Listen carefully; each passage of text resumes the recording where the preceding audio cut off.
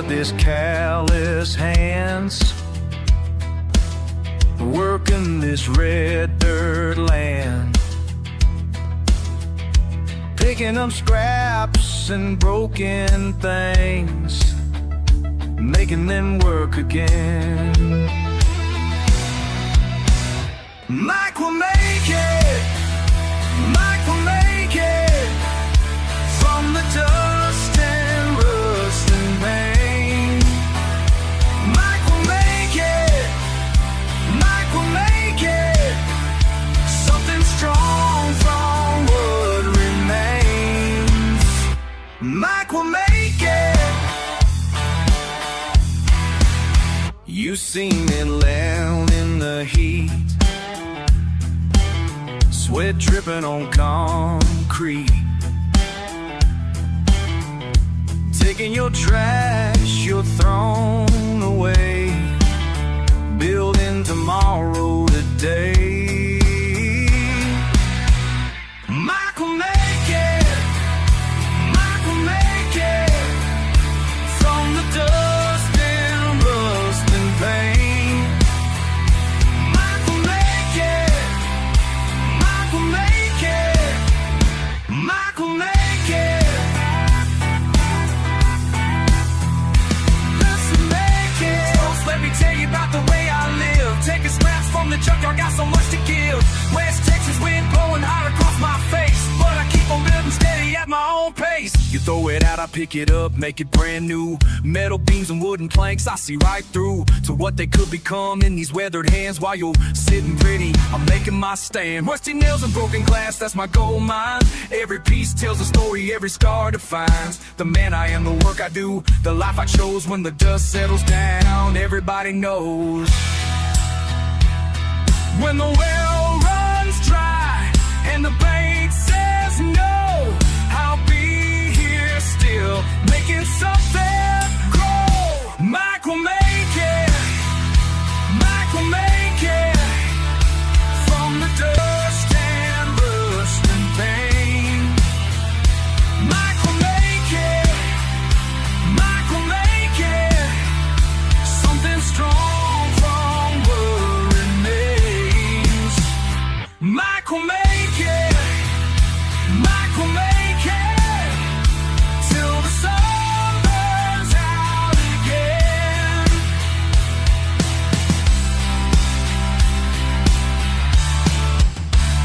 Mike will make it.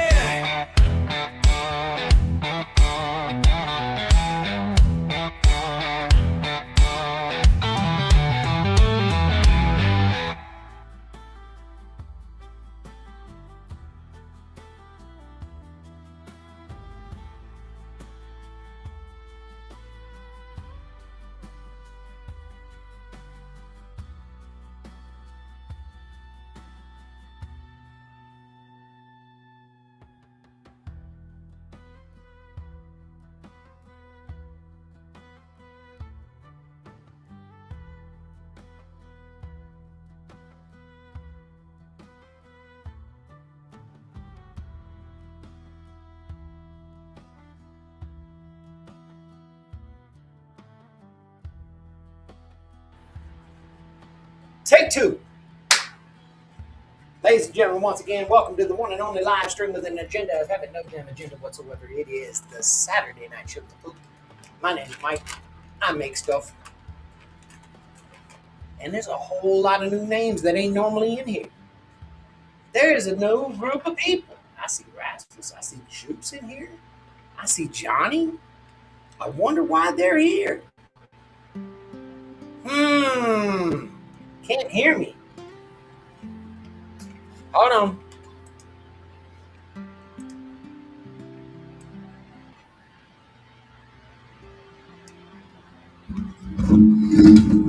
Did you get it figured out, Rickard? There we go. That any better? We good? We happy? We cool? I think we're good. We're happy. We're cool. Why do you guys think we got a whole new gaggle of people in here? People that aren't normally hanging out in the shooting pool. Kind of crazy. Well, I tell you what they all have in common. They're all wood turners. And they all run a lathe, and they do the lathe stuff. And I'm so happy that they're here. Because I am happy to announce that I officially have a lathe now. We'll see it here in a little bit. But to be perfectly honest, I'm going to sit here and hang out for just a little bit. I'm probably going to sharpen some tools, and I want to hear from some of you woodtuckers. If you guys would join in the conversation, click the pinned comment on YouTube, Twitch. If you'd like to join in, just let me know. I'd be happy to give you guys the link over there. You can join in as well. Shout out to all the people over on Twitch. Shout out to the folks on YouTube. I love all you guys so much.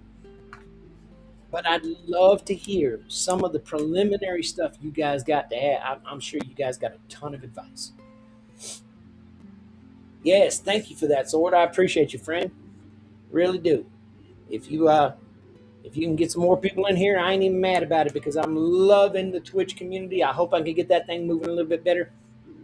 With any luck, man, we'll get things cranking about as well as we got the YouTube thing cranking, which it is definitely, in fact, cranking. Let me give shout outs to everybody that I see over here on the YouTube side, though. I see the Shoots Workshop, Billy, Heidi. Good to see you guys. Rasmus, Johnny's in the house. I see Keith from Toodoo's. I see Raja. Good to see you, friend. So many wonderful people in here hanging out, and I'm so glad you guys are here, man. So let me give you the backstory while I try to make heads or tails of all of this crap that's sitting in front of me, which you guys can't see.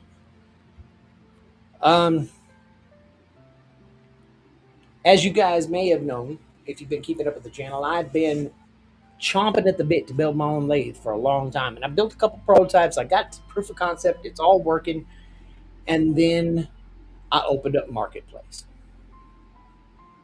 And you guys already know sometimes that's a double-edged sword and it gets scary as hell. But I did. And what ended up happening was, in my opinion, a little bit shop changing. It was kind of crazy. An individual was selling a 12 by 36 wood lathe with a spur center and a live center, variable speed, and a whole 5-gallon bucket full of tools. And he gave it to me for $80. There is no person on planet Earth that's going to turn that down. I mean, I feel comfortable being able to probably sell the lathe for just that. Forget the tools. So I am the proud owner of a lathe now. Again, if you'd like to join in the conversation, it's real easy to do over on YouTube. You want to click the pinned comment at the top. You can join the panel. Come talk to me about everything. Pick my brain about what I know, what I don't know. What I don't know is a lot. But I'm going to get this figured out. And hopefully, after this sun goes down some, I'll kick that sucker on. We'll try a little bit of try a little bit of wood turning. I don't know if I'm being good at it, but I'm going to damn sure give it a shot.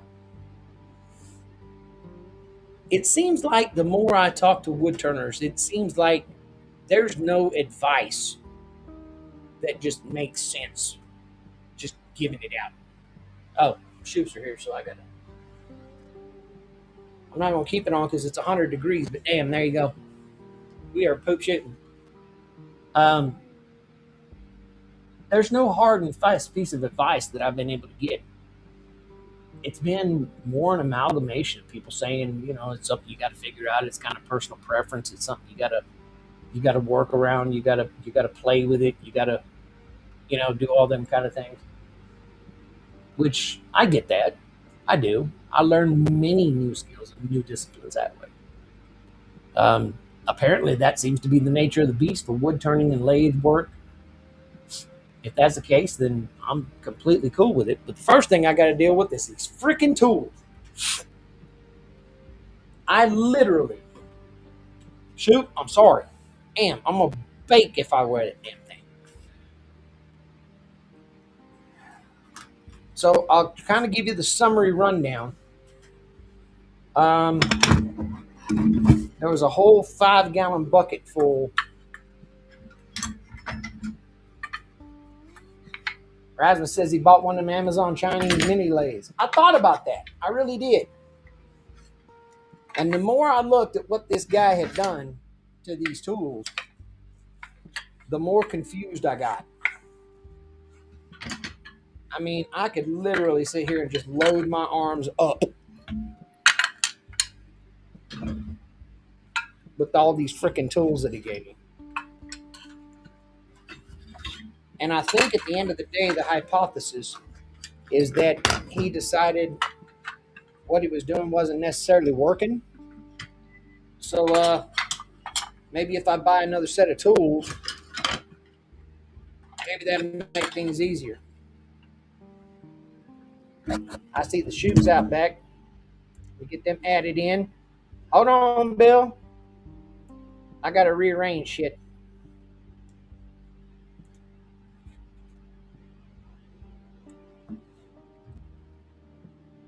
I can't hear a damn thing you're saying, though, Shoot.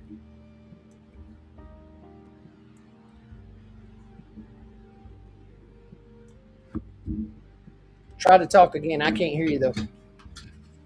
I said I'm trying to flip the camera. There he is. Like I said, I'm trying to flip the camera. It's not working. As you can see, he gave me about 114 different tools. Hi, Michelle. Good to see you. And then when he got tired of trying to buy new tools, he started making his own. He started grabbing carriage bolts and just started making his own. I'm gonna chop my damn finger off. I keep doing this. I'll eventually figure it out. There we go. Hello, Heidi. I see you. How are you, man? Hey. There's somewhat of a modicum of structure to what I'm doing here, but not much. And then, if that wasn't enough, apparently them tools didn't cut it. So then he ended up doubling back, and he bought a set of these, which apparently are carbon chisels, which he planned on putting big lathe handles on and try to use them. All in all, I got 30 some odd tools over here, and I don't have a damn clue what any of it does. And the more I look at it, the more confused I get. Yeah, I would be too. I tried to ask folks about, what's standard, I like that too. common run-of-the-mill kind of shit, There wasn't no dice there. I wasn't having it. Everybody's like, well, you just make your own tools the way you like, and then you figure out with your attack angle and your pitch and your skew, and then you figure out which ones you like and which ones you don't. Shit, that didn't tell me nothing. Yeah. Uh-huh. So let's start. For anybody that's ever had interest in wood turning, we're just you guys pretend along with me because I ain't pretending at all. I don't know a damn thing about any of this. Let's just talk about what the hell we're looking at, and you guys tell me what I'm looking at. Shoot. They didn't bring them up. They were in the bag. All right. So apparently that's a gouge. That's a roughing gouge. Yep, roughing gouge. That's a roughing Looking like a gouge. smiley face. Can you not hear me? Yeah, I can hear you. That's a roughing gouge. I got another one that the bevel's on the inside instead of the outside. What the hell's that about? Hang on a minute. No clue. Give me a second. I got my Harbor Freight Chivo set here with an explanation of most of them. Well, I don't think it's in here. Yeah. Everybody in the chat following along, I don't know what the hell I'm talking about, so let's figure it out together. Like I said, give me a second. I'll get my Harbor Freight and have to show them what they all are. Yeah. I don't know what the heck them are for. No. This is the damnest thing. I went through the rest of them, and I don't know why one of those is beveled on the inside and one's beveled on the outside. That don't make no damn sense. Dang it. That's why I didn't use traditional tools much, because I don't know how to, or what they're actually for. Please stand by. Bill Shoop is currently experiencing technical difficulties. We'll be right back in just a moment. Right there. This one. So we would be there. I'm experiencing technical difficulties. Well, you can't find your damn tool set, so I'm trying to cover for you. Jeez, this is video production. I'm trying to help you, man. I'm covering for you. We're always having technical difficulties. This one's the roughing gouge, which is the beveled on the outside. Okay. Which is it's dull as crap. Mine is anyway. All right, so What's the difference between having a bevel on the outside and on the inside? Good question. That would be more for experienced turner like Todd, LJ Woodworks, or what? maybe Johnny Lathe. Well, I don't use traditional tools much. Anything. I have to sharpen mine. This one that looks like a point, looks like a spear end. That's the parting tool. Yeah. Okay, hold on. I think I got a couple of those. Let me find them. Don't get ahead of me. I got one that looks kind of blunt, like this, with a couple of bevels. I don't know. Hang on. And then I got the really pointy one. Where the hell's that at? Yeah, that's the one you got right there, the parting gouge. And the other one he asked you about is right there. This one that's a little. I got this one that's a little more pointy.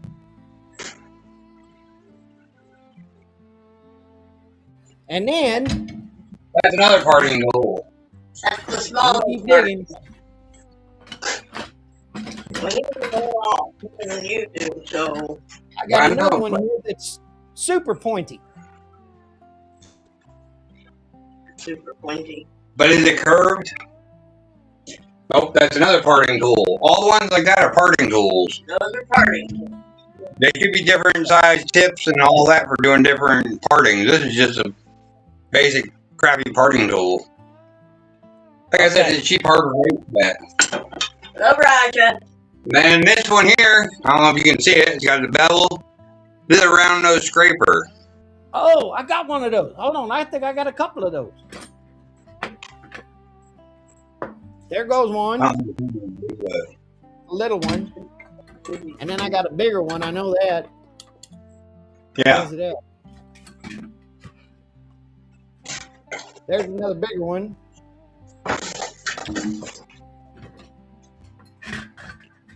That's the one he was just asking about. I don't know what that is. No. And there's a short one. I don't know what the hell I need a short one for, but I rather have a long one. That's what she said. right. Oh, you're gonna fit right in, Bill. Holy hell! This your first shooting poop you been at? It's been a while since we've been on here. I've been watching them though. Just ain't been hanging out. What? I'm hiding. Okay, there's a little bitty. Now is that rough and gouge? Is it still small? Which one? This one's I missed it. It's another one with a smiley face, but this one's a whole lot smaller than the other ones. And if that is small, it's either rubbing gouge or small or bowl gouge. Okay. Let me get the rest of my tools out. Oh, that's the smaller one. Now this. That's the one he just showed you. What is this? I can't see. This is a spindle gouge. Well, Really tiny, little tiny beveled. On the camera. Hell no. oh, it's a gouge. It's got a real shallow. It's only like this long of a flute on it, Okay. and it's really rounded and pointy, beveled. I don't think I got one. Gouge. Unless it's that one. Yeah. It kind of looks like a bowl gouge, except for it's real tiny, and they're used for spindles. All right. That's what And you then would I want got to a use whole- on. And then I got a Right. whole crap ton of these angular ones. That would be this one. I got a boatload of these at a diagonal. What are them for? They're skews. Like this. But there goes 4, 5. There's a lot, yeah. We've got a lot of them. 6 skews. Gee.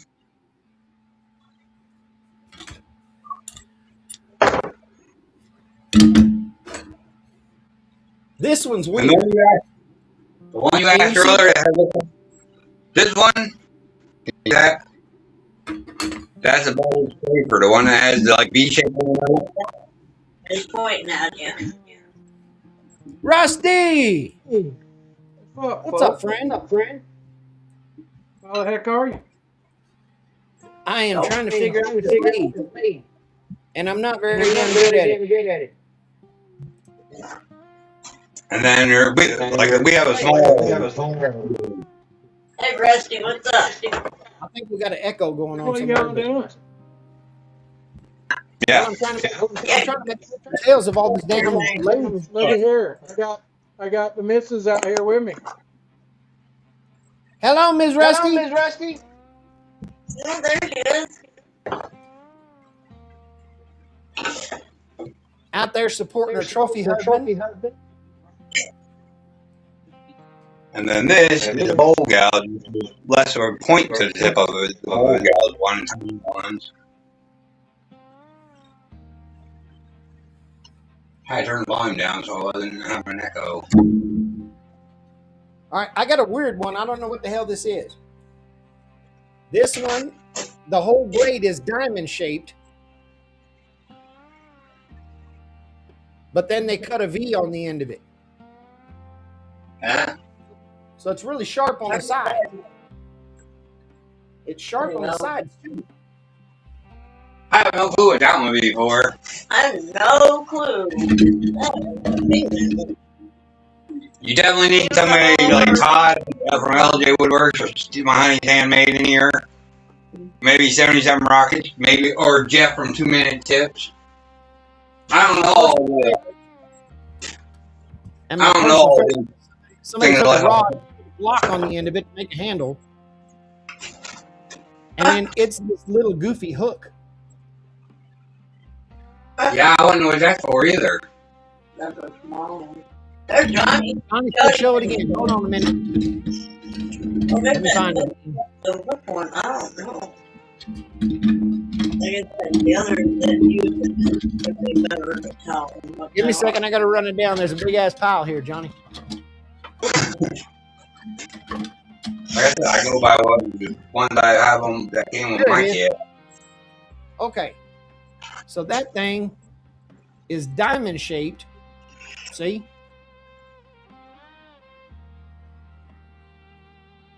And then they cut a V on the end of it. So it ain't got no sides. It's like diamond shaped. There ain't no sides to it. They would know. They would know. Not us. Not you. I use these traditional tools, but like got dull, and then we stopped using them.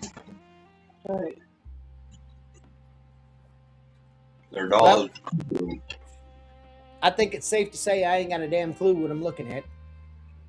And the more I talk to people, the more it seems like it doesn't matter. You just go over there, start jabbing wood with it, and then you figure out what it'll do and what it won't. Exactly. That's what we did when we first started. So we Johnny, invested.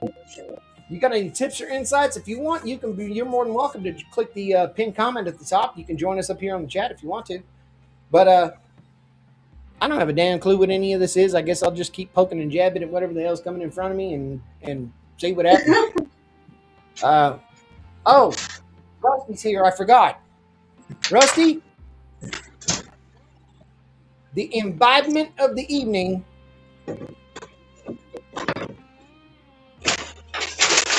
at a single barrel given to me at my bachelor party. So this stuff is old enough to drink itself. Oh my gosh. Old enough to drink itself.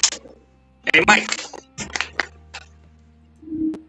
Hey, that looks like a faceplate. Hey, there's Johnny Lacecraft. What's up, buddy? Hey, I have to go in the house and look at it on the TV. It's too small to see what you're holding up. I'm in the shop. It's such a pain in the neck for me to show them anyway. But I got one thing to drill out real quick, and then I go in the house and pull it up on the TV, and maybe I could see it. I'd love it. Thank you for that, Johnny. I'd love the wood turners that are in our group. I've never seen a group of people that were so fired up to hear that I got a lathe. I mean, everyone's like, hold on, I got you. Give me a second, I'll tell you how to do it. All I had to be in there, you're going to get after it, man. And it's been beautiful, and I love that. Let's start with the basics of what I got. All right. Now, Johnny, I know your lathe is smaller, isn't it? I got a 14 by 20. What? I got the Bauer. Okay, so mine apparently is a Central Machinery 12 by 36. Same as ours. You got like Yeah. a chops have. Mm-hmm. Yep. It's got a lever on the front. When I turn the power on, I can adjust the speed on it, so that's kind of good. I don't know how accurate it is. I just kind of eyeball it. We want to throw them back in there now. Yeah.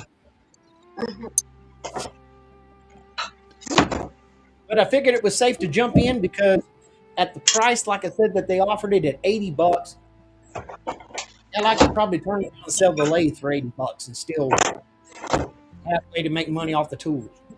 Yeah, they're not a bad lathe. No, I love my 12 by 36. I don't know anything enough about it, but I guess I'll figure it out soon enough, and I have to. This is actually really good. I don't know if I told you about this, Bill, but my benches that I usually build, I finished up 3 of them that'll get delivered tomorrow, and then I got to order for 6 more, but they want the legs replaced on the side of the bench with half of a wagon wheel. Yeah, I heard about that. It looks kind of country or whatever. Well, that means I can use that to turn the spokes for the wagon wheel once I figure out how to use the damn thing. Oh, yeah.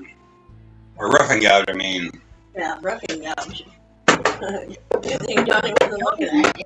I don't know if Johnny's still there. I don't know if you know the difference between whether or not why on a gouge the bevel would be on the inside of it versus on the outside of it. I have no clue why I was going inside. I couldn't make that one out. So when I go look on the TV, you show it to me again. Yeah, here's that weird one. Most of the other ones are beveled on the outside, but this one's beveled on the inside. Yeah, I can't make that out on my phone. I don't know why they would have put the bevel there instead of bevel on the back. Well, You got me on that. I don't recall ever seeing one of those. Raper. Now, for all I know is that this kid probably, didn't even know what he was doing, and he just made that. And I know. He probably made it for something he was doing special, and that's all he used it for. No gouge. Oh, God. So at this particular juncture, I'm about to get laughed at by anybody who's a serious wood turner. The only material I got to turn. Hey, Small Woodlaw, what's up, Pat? How you doing, man? The only thing I got to turn anything of it with is 2x4. Hey, 2x4, 2x4. You gotta start somewhere. You gotta start somewhere. I figured the best thing for me to do, 2x4 is 1.5 inches, so I cut me 1.5 inches by 1.5 inches square, chuck the damn thing up in there and see what happens. Yeah, And, practice with it. Yeah. I don't know the terminology to explain the things that I see, and later on, after the sun, as the sun continues to set, I'll go cut it on here in a minute. But you know what? I know how to do it. Give me 2 seconds. I can grab the stuff off of the practice, and then you guys can see what I'm tripping about. 2 seconds. What up, Johnny? Hey,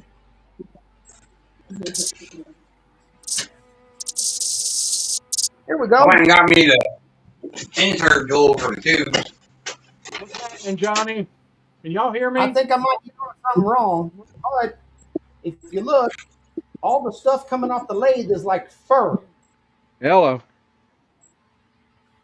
It's like fuzzy. Does that make sense? That's what pine does. Yeah, kind of. Okay. Nope. I mean, like this. Do I need to go? Here, let me go full screen. Maybe you guys can see it then. 2 seconds.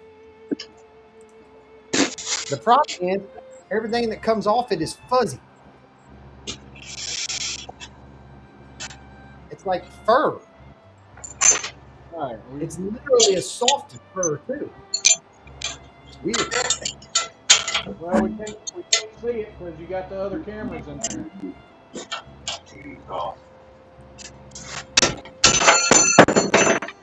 Johnny, can you hear me? Hold on, we gotta let Bill stop. I don't know, breaking whatever the hell he's breaking her. I don't know what's going on. I dropped the wrench, taking the cap off my lathe.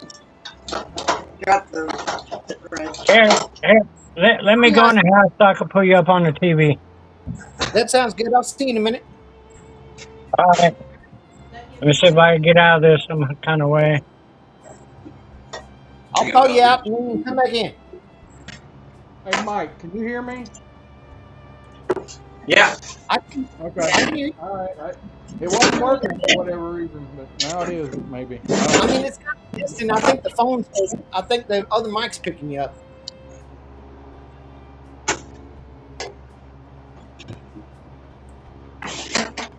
Don't mind me, I'm making a mess. Yeah, you're making a mess. Okay, I'm gonna pick Heidi's brain because she'll probably explain it to me in a way that I could actually understand what the hell's going on. So when I go over there with the tool and I go cutting on something, all that damn ribbons and the squirrely, and all that shit like plane shavings, I don't get none of that. Everything that comes out is like everything comes off is like dust. Could be a tool dull or you have the right angle. Everything comes off as dust. I don't say that one more time, Bill. You kind of garbled out on me.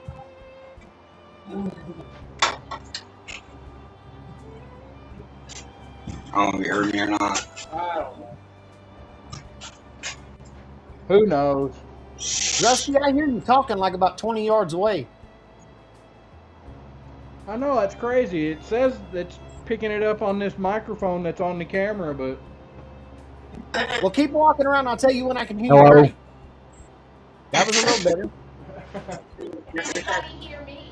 Hopefully tomorrow. you hear Judy? He'll be doing No, I didn't hear Judy. Check 1, 2. Yeah, see, they can't. I see your lips moving, but I don't hear nothing. I'm sorry. Damn it! Where's your headset? I don't But know. I believe, Bill, correct me if I'm wrong, but I believe what Rusty told me was he wanted me to take a sip of this bourbon neat. So that's exactly what I'm going to do real quick.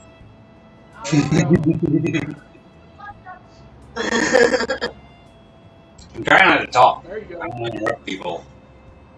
I think that's the plan. Is it knocking off the laptop camera? Small wood lot says either your wood is punky, soft, or your tools are dull. I guarantee my tools are probably dull. I know that. Now, I was listening to other people talk about this earlier, and another big problem is that apparently, since I'm out here in the armpit of the desert in West Texas, all of the wood that I got out here is drier than a popcorn fart. And I went and hit a moisture meter just so I could show an example. And the first piece of wood I picked up is 3.2% moisture. That's way dry. Well, it's the damn desert. What do you want me to do? I can't make it rain. Get you some of that ironwood. I bet I could. Now, when it's dry, does hardwood do better than soft? Or I'll be back. How's that work? It Thanks for the warning. will dull your tool quicker. I believe that's how it works. Say it one more time. You garbled out on me, shoot. I said softwood will dull the tool quicker, if I'm not mistaken. Yeah. Softwood will dull the tools quicker. Yep. Yeah. Well, At least I'm pretty sure I remember right. That's what Todd told me.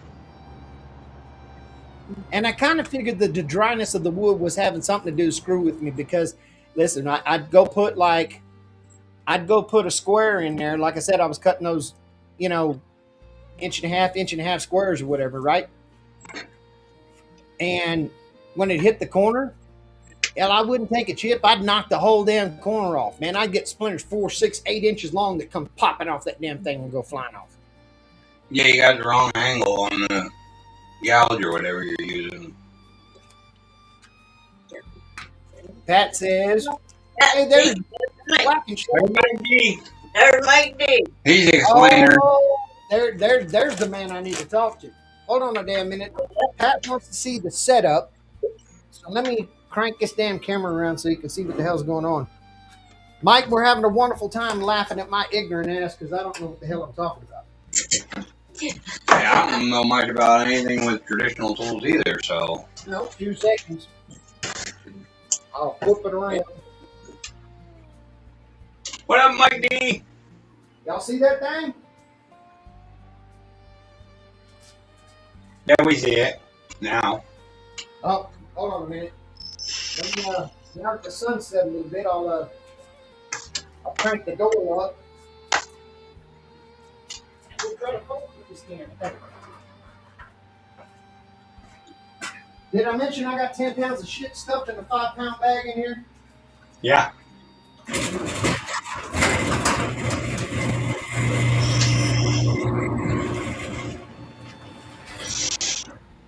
Alright. I got room to wiggle and move. Can y'all see me okay? Do I need to move shit? Tell me, do I need up, down, left, right? What do I got to do?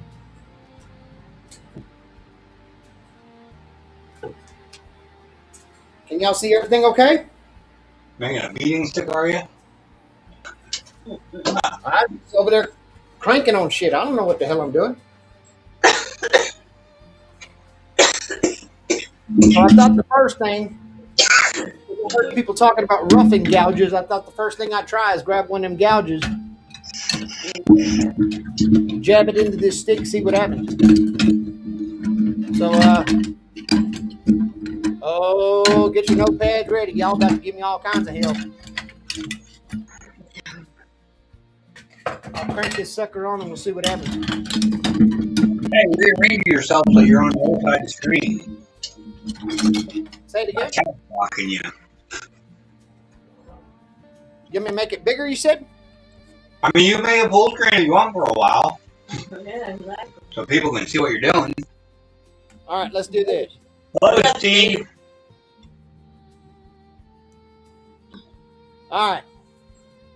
Now I'm Y'all stuck in see the okay? middle of the screen. Hey, move me in the bottom corner or something.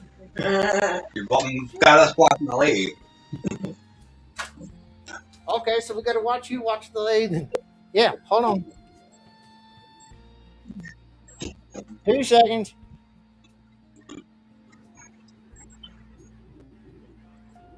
We'll do this shit like this. Put me in the top left corner or bottom right corner or something. I don't give a damn. Where the hell y'all want? There, here. It'd be better if we was up in the left corner. That'll work. That'll work. Shit, I don't know. Whatever's up there. Yeah, that'd be perfect. Right behind, hide us behind the chat. All right. Again. Disclaimer. I'm a fuck what I'm doing over here. Whee!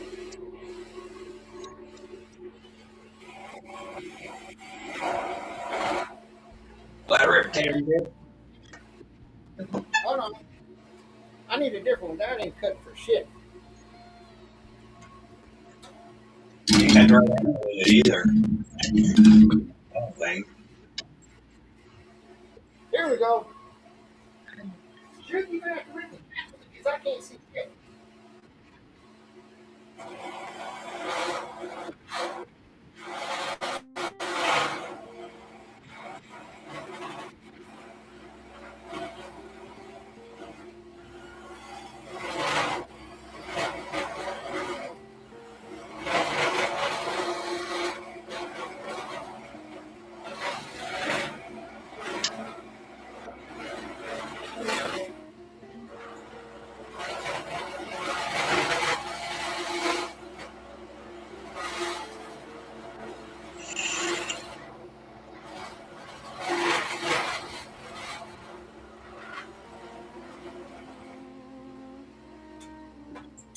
pretty sure that you need to handle that. Go ahead, be ruthless. Let's go. Let me turn this. Maybe I can see the chat.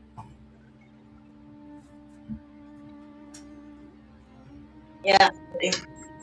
No. The center of the head. It is too low. It says here. Below your elbow. That's the wrong advice. It is an inch below my elbow. Your elbow is supposed to center with your tail or drive spur.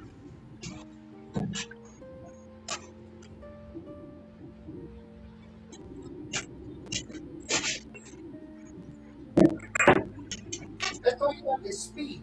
It's softwood. Do I need to go faster or slower? What the hell I gotta do?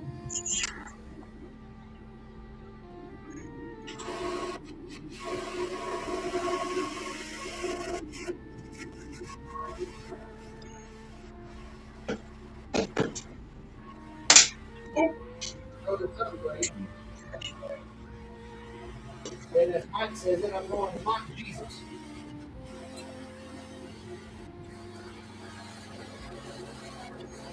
Mock Jesus it is.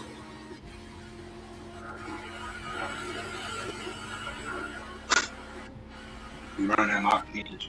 It's like.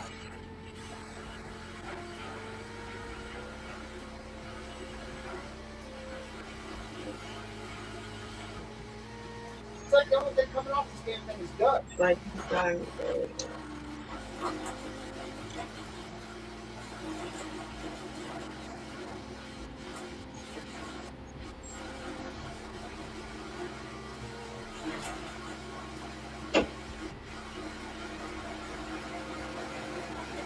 Even in a traditional tool, like you would in carbide, traditional tool, the handle should be dropped down toward the floor.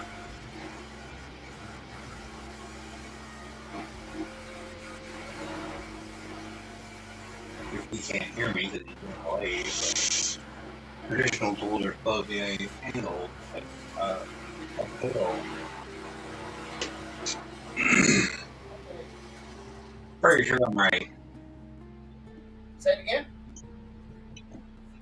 I said your traditional tools should have more of an angle to them, not straight in like you're doing horizontal. That's more horizontal, more for carbide. This way. Because I'm doing this. Do I need to go up the gas end? Back of the handle. I'm pretty sure. You got all these experts in here that do this all with traditional tools. And nobody answers. Nobody tell them.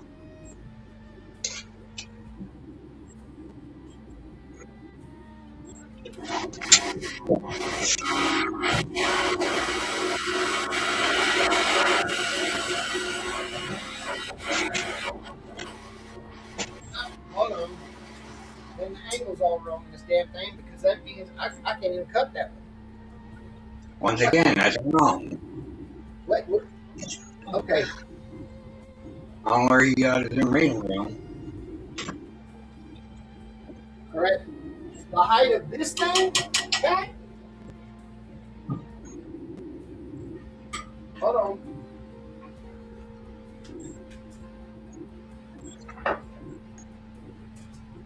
Hold on, I gotta get a wrench so I can figure that out because it's missing the damn handle. All right.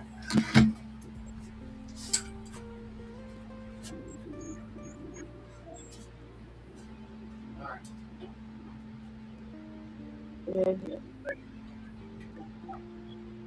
It don't get lowered. How do you lower it? There's no way to lower that. Okay. I got the top of the tool rest lined up with the center of the work. I think that makes sense. If you're using carbide, that makes sense. Well, then talk to me, damn it. I don't know how I'm over here fucking around with this. Come on. Put it down some or up some? Yeah, it should be, your rest should be down some for that, so that your handle of your tool is dropped down. The handle of the traditional tool. I need a traditional tool now, damn it. Okay, drop it down. Okay. All right. Your handle of the traditional tool should be down like this when you're doing it. Like this. I can't see the screen. Hold on. I gotta make sure I got it up on screen too because of the way we're doing it. But All right. Let's see how that goes. it should be like almost like that when you're doing it. Not quite made out deep, but it should be on an angle. But it's tail down. I'm pretty sure. Yeah, handle that. That's right. His lathe is perfect height. You can't adjust. Those lathes you can adjust the heights on them. Nope. For that standard 48 inches, you gotta adjust yourself. Like That's I why I do have. have a platform for years because your elbow equals center.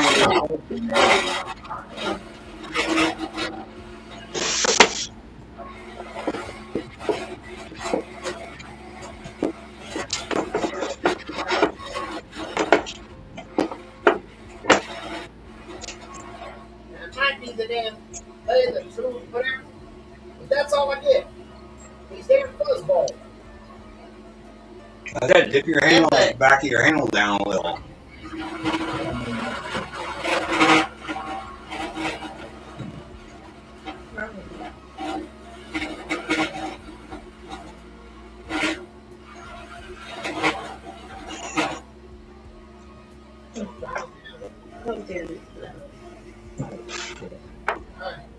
It's going alright.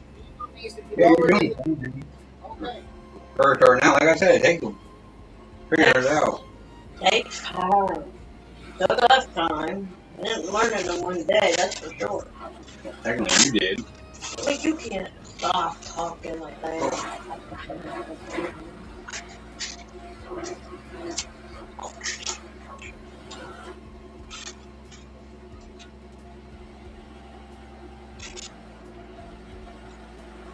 You better still very aware. Stop yawning. Can't help it, the dang medicine's wearing off already. Inch below your elbow, top of tool rest, knees below center of the center. That, okay, got that. Okay.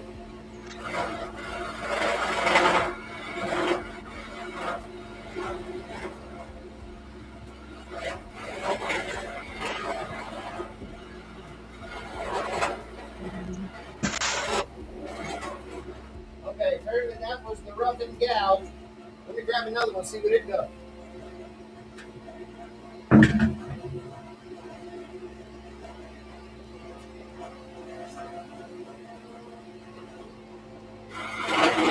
Oh, shit, that would take off on you.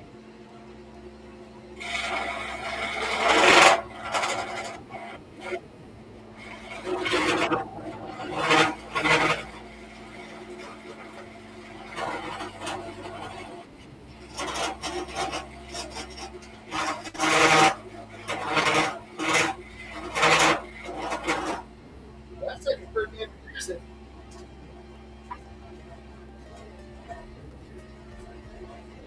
Hold on, I gotta move it because small spots in the house.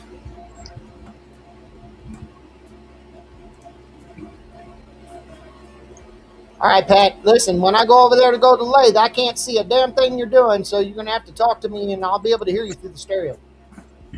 Well, can you stand in front of your computer for a second? Say it again, boss. Go stand in front of your computer for a second. I'm clearing off my wood lathe to show you something. Shit, let me go turn that thing off before it blows up or something.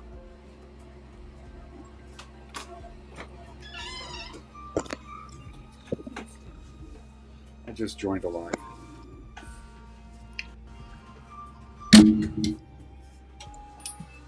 Oh shit, did we lose shoot? Dang it. All right, I'm gonna put you in shoot spot.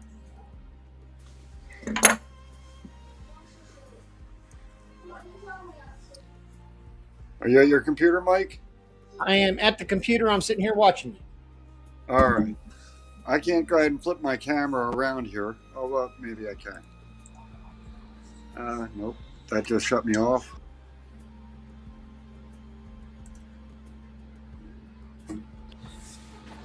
There it is. Okay, you got my wood lathe up there? I see it.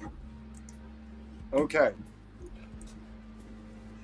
Now, what I'm going to say is, All right. when your elbow is on your shoulder, okay, or your hand is on your shoulder. Well, I your can't right see hand or nothing your but left the wall, hand. but go ahead. I'm listening. All right. I don't know if you can see this. You see the distance between my elbow and the spindle? All I see is the live center. That's all I see. Okay, see the live center. Okay.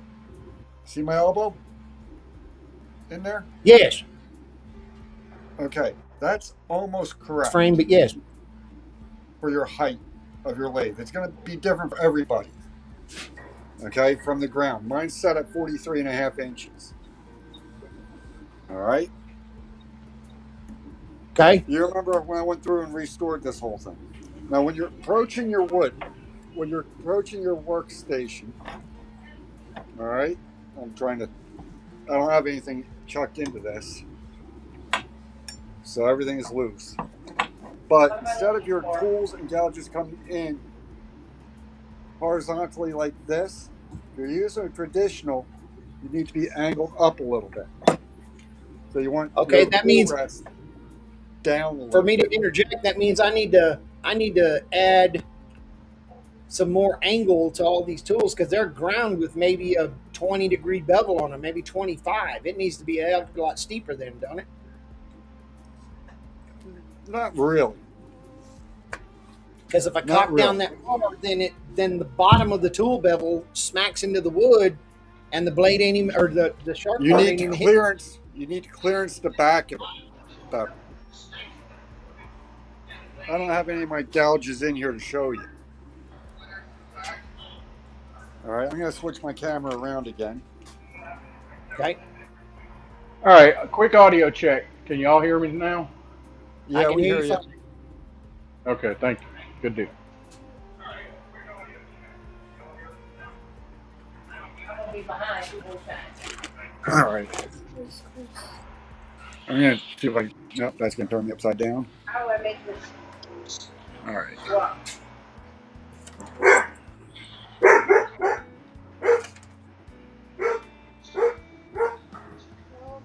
Go, quiet, buddy. Oh.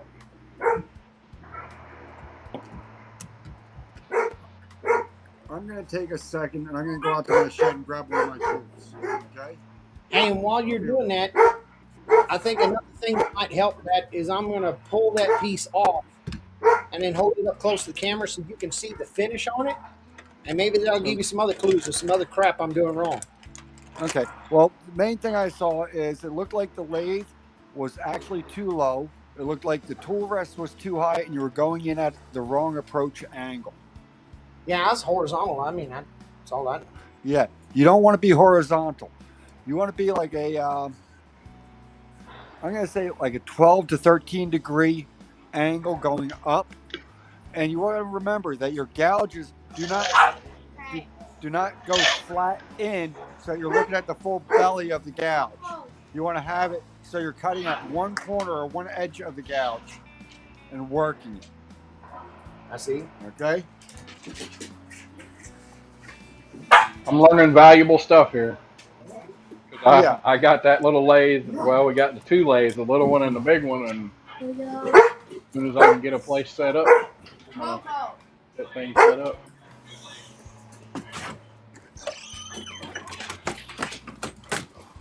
Let's see who we got in chat. Hey, Johnny Lathe Ricker, what's up? There's a man that'll have a lot of good information for you.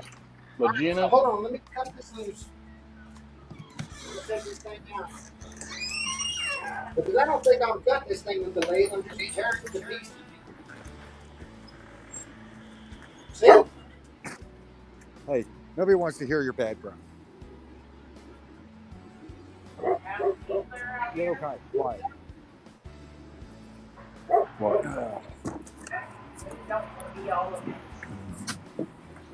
just splintering and tearing apart. Well, that's messy.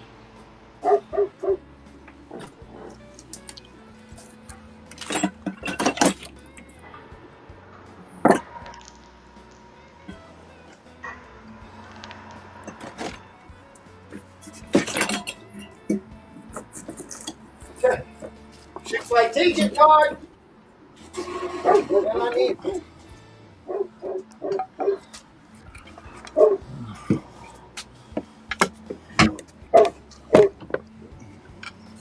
All right, let me find another one of these.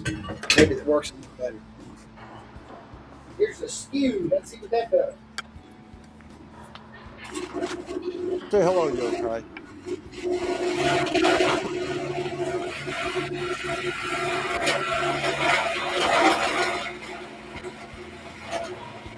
Hey, Yokai. Say hello, buddy. Say hello. Say hello. Look Like at you the go. pretty doggy. Oh, two of them. Is that a Three of cat? I can't see. Oh, there are three of them. Holy crap. Yeah. This is Coco. Golden Coco. Doodle. There's Bella, Oh, the Shiba Inu. And the other handsome fellow there is a Great Pyrenees, and his name's Yokai. Means phantom. yeah, Great Pyrenees. Those are awesome. Awesome dogs.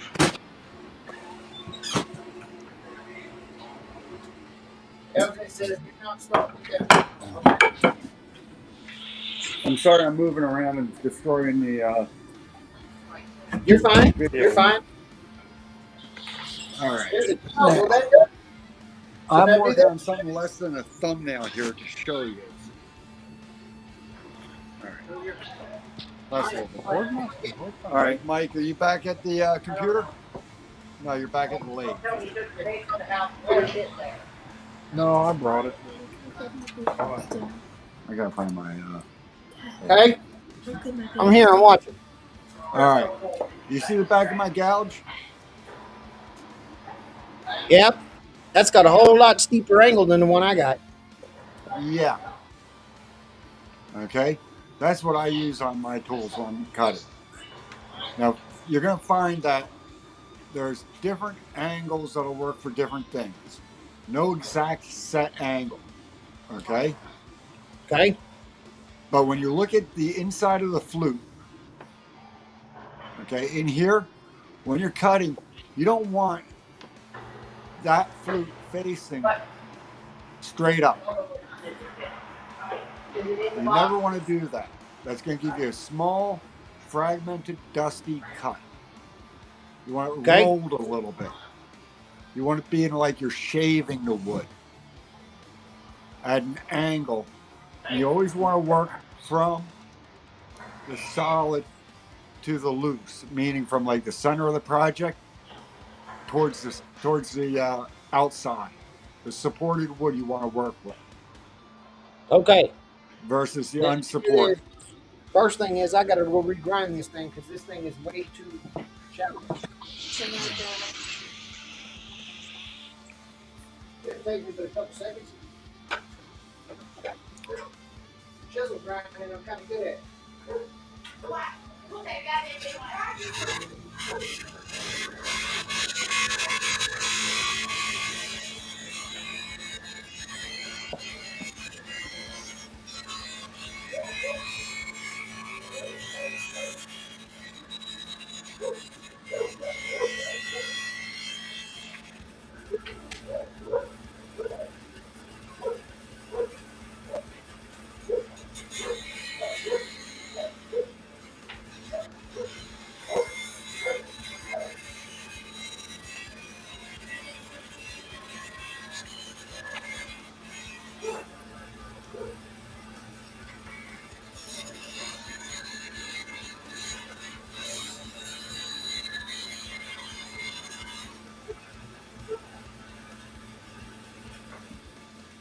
Hey, there's a winner. Let's see what you got, Mike. Now let's come back closer to a 45 or so.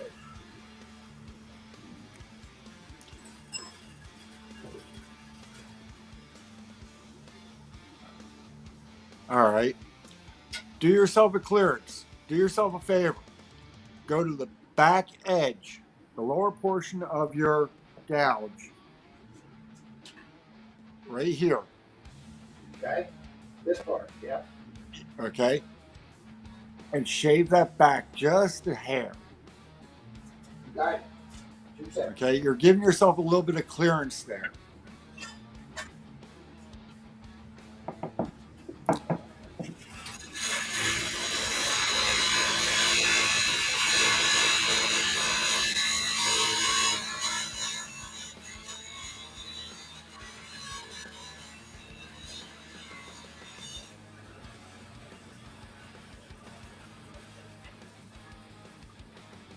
Don't get scratchy, pull it. Okay. Now walk out another 5 degrees or so from the center part. Okay. You should do that all the way around that curved edge. But that's good enough for now. Now walk over to your lathe. Take your dominant hand and put it up on your shoulder. Put it up across your, okay. Now you see the distance between your shoulder and the center of that spindle? Don't lean down into it. You should stand up straight. Okay. Well, this ain't got no adjustable height on it, so I got to work with it like it is. Okay, well, you might have to go ahead and put some blocks under it in the future or something like that. Okay? But don't do it right now, Mike, because you're going to have to do it and make it stable to do it. Your tool rest. Can you face a camera at your tool rest so we can see the position of approach before you turn on the lathe or anything? Yeah, I'm going to do my best. Hold on. If I end up screwing it up, y'all going to have to holler at me. I'm sure they're going to holler at me too. Shit, fire. Damn tripod out. Okay. You come over here.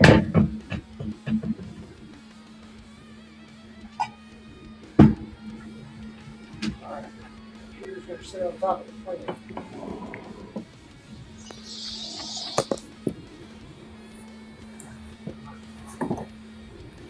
How's that? All right. Take your tool rest as if you're getting ready to work. Leave the lathe turned off. Take your gouge. Hold it like you're going to work it. All right. Your lead hand. Okay. Are you right-handed or left-handed, Mike? I'm ambidextrous, so it doesn't matter. You're ambi? Okay. I'm going to tell you to use your right hand up on the tool rest. And your left hand should be down by your belt on the handle of your tool. Okay. Okay. Come down a little bit further on the handle. That's all I got. Okay. Yeah. Now, right up close. Now, the angle, that should be approximately the right angle for addressing the wood. Okay?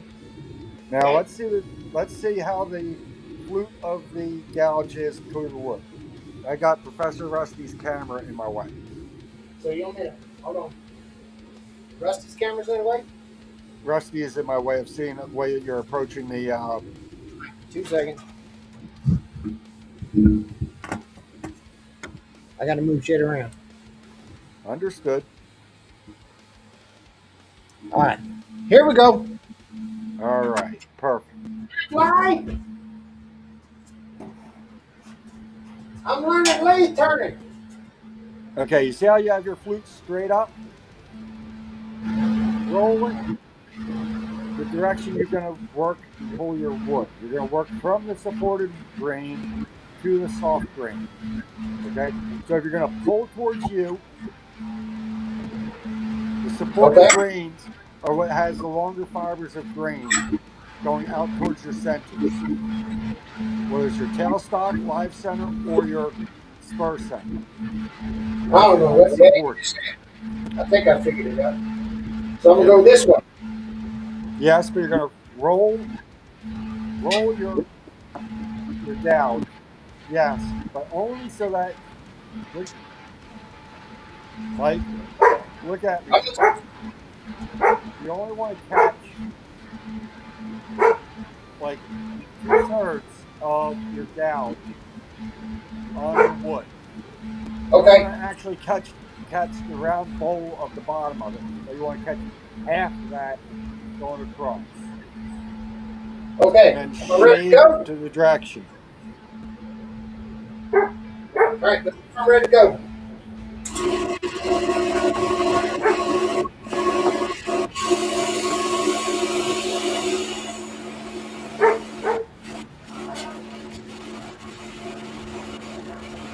Roll your gouge a little bit more, Mike. You said slow it down? Slow it down. Roll your gauge, but you're working from the unsupported to the Okay, supported. that's as slow as it goes. Okay. Turn your gouge the other way and do a push towards the center, towards your live center. 2 seconds. I got to turn you up to the stereo because I can't hear nothing.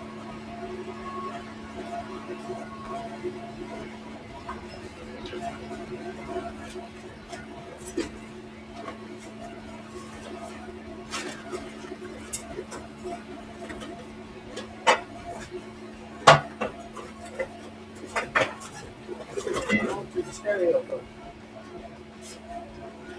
Hold on.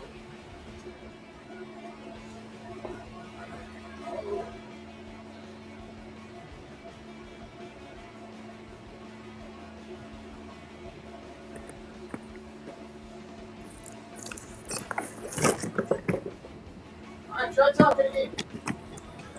Oh, when you get to your, I'm trying to position it so I can keep my camera standing, but I don't have a tripod here to put my phone in.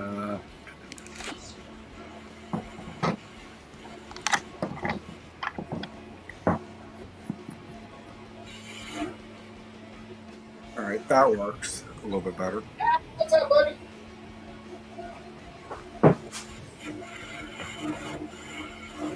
Hello, Rusty.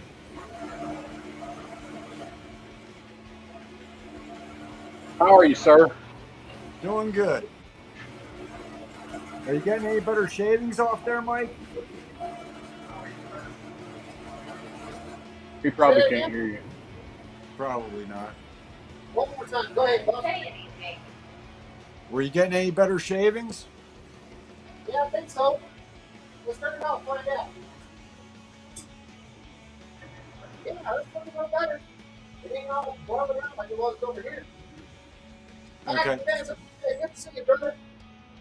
All right. Now, I want you to consider something here, Mike. When I say supported grains, okay, that I'm not talking about at the centers or at the ends of your workpiece. Okay? I'm talking about the workpiece itself. Okay. So if you're looking at your work spindle like this area here is your supported grains. This way your unsupported coming off the end is unsupported and unsupported. Okay? This is your supported because you have grains all the way down on either side of your tool. Okay. Now I cranked it around so I can see what you're doing at the same time. Hot hand. Here we go. All right? So when you cut, you want to cut towards your supported grain. Right. Until you're finishing your ends. Then you want to work the unsupported, but you want to go ahead and cut it in a different direction on your gouge rotation. Okay? Yeah. So you have to understand, you're never going to be working your gouge. You should almost never work your gouge flat in like this. It should either be rolled one way or rolled the other way, depending on which way you are going. Vince, thank you so much, friend. All right, you understand what I'm saying now? I think I do. All right. Give it a shot. Give it a shot. All right, let's get at it. We're wood turning.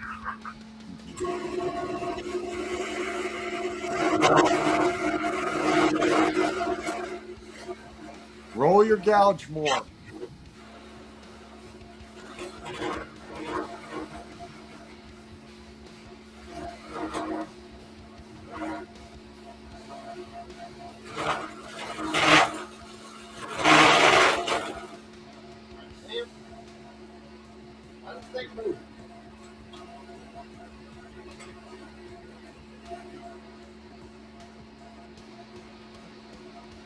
Mike, go at more of a roll on your gouge.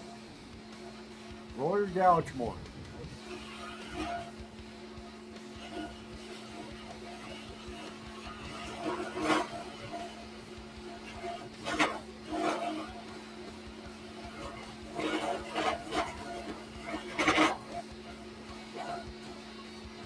Let me tell you, Pat, it's starting to feel like unsupported shit out here.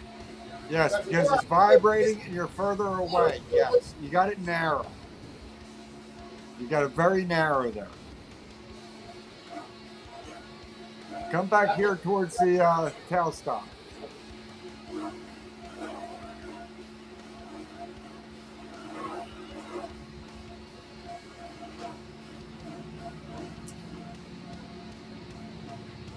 Lower your tool rest down a little bit, Mike, and angle up more.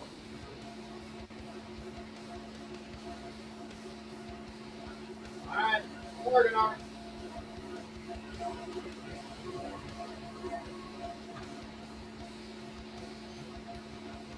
And move it in a little bit.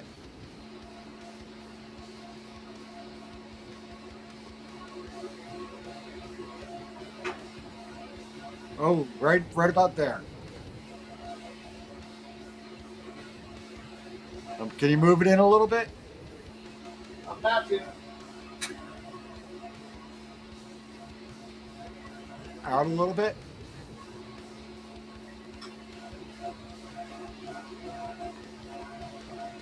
All right, yep. Now, not the center of the flute, the edge of the flute. All right, now you're on the corner. Yes. Now roll it up.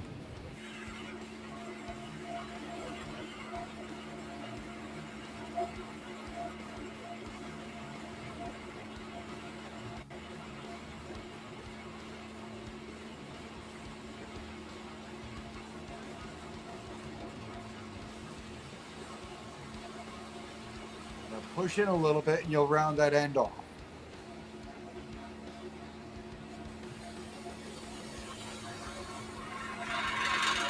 Don't hit your center. Okay. And y'all All call right, now shut it off and see how your cut looks. That's a whole lot less fuzzy than this other shit, for sure. Okay. Let me break in for just a second. Hey, Vincent, he was saying hi to us, and hope you're doing good. Johnny's Lathe Craft, Woodchucker Caleb. Hope y'all are doing well. I'm watching and learning here. Thank you, Rusty. Appreciate you. I'm trying to help you, Mike. I'm not claiming to be a professional or anything, but these are my observations from what I've played with my lathe, okay? Believe me, I need a hell of a lot of help. But I'll get it figured out in a minute.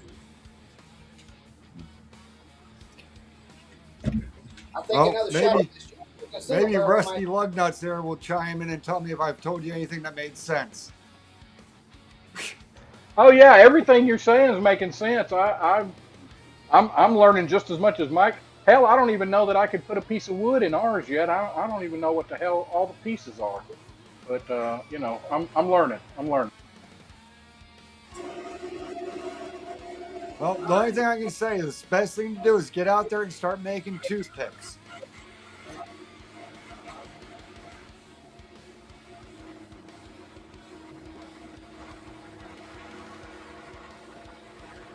I'd fire up my lathe except for one problem. It's sitting in my dining room.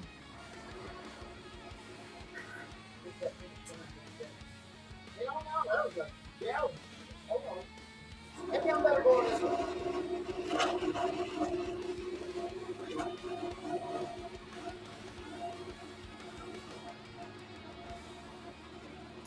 Mike, you want to cut with the lower flute of the gouge.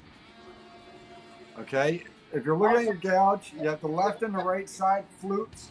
You want the side that you want the lower side. Yes. So if you're against your tool rest here, you want to be cutting here. Okay?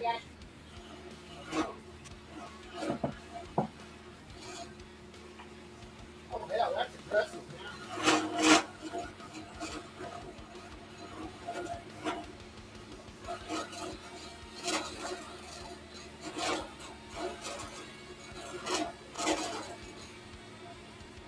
Hopefully I ain't giving anybody an aneurysm at this point.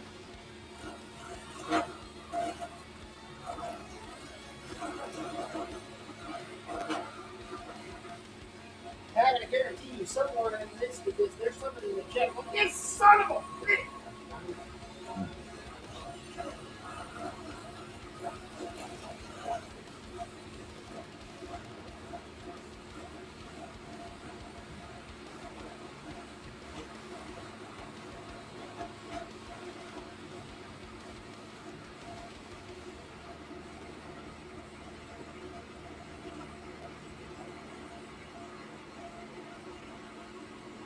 Oh, that sounds smelly. I'm watching the news banner below a dead passenger. They put him in the heated galley for half the flight. All right, I'm going to cut the light on. Hold on.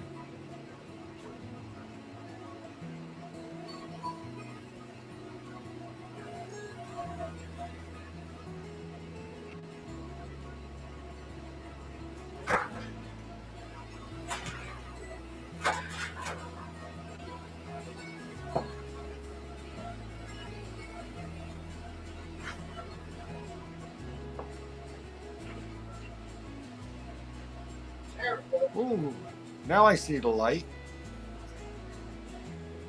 All right.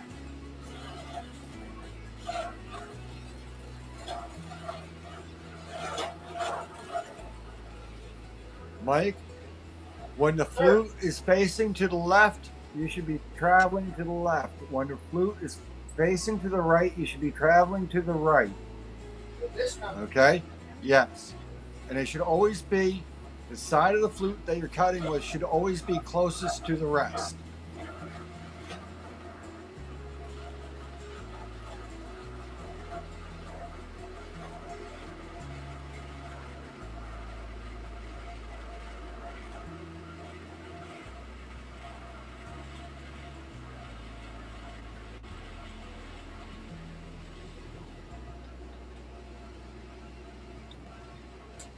All right, shut down a second, Mike, and hold your gouge back up to this screen for me.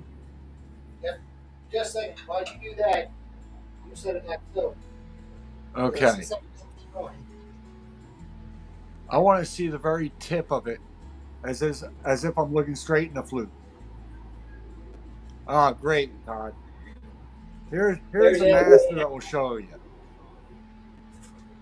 Okay. Take a look at This is my LJ rough and Woodworks gouge, the way he's got it sharpened, Mike. Damn, he got like 50, 60 damn degrees on it. Yeah. All right, it doesn't matter. It really doesn't matter. Can you hear me, have to Mike? have good sharp edge, and you have to have it clearance back correctly. That's the important thing. Exactly. So I got it set up here so you and I can do it side by side, Mike. Perfect, LJ. All right. So first thing we're gonna do is you want to be cutting right about center. I gotta match you. Hold on. I can match you, and I need to. That's what we're doing. 2 seconds. All right. I'm gonna bow out and let Todd take over. Yeah, Pat, I could tell exactly what you were trying to tell him, but Yeah. I figure showing him is going to be better. Yes. Yeah. I can't run my lathe in the dining room. That's my whole issue. Yeah. Have you guys figured out I'm I don't know what the hell I'm doing? I could tell that from watching. 2 seconds. But Todd, everything I told him, was it correct or was it? Because I think. Excuse me. I think. Oh, he jumped offline. It sounded like you were believe I was telling in him the right, right lines. but he wasn't at the right angle. So he was trying to scrape, Yes. and he needed to be rubbing that bevel. I don't Yeah. know if you can see that. So he should have been rubbing that bevel and then dropping down to pick up the cut. Yes.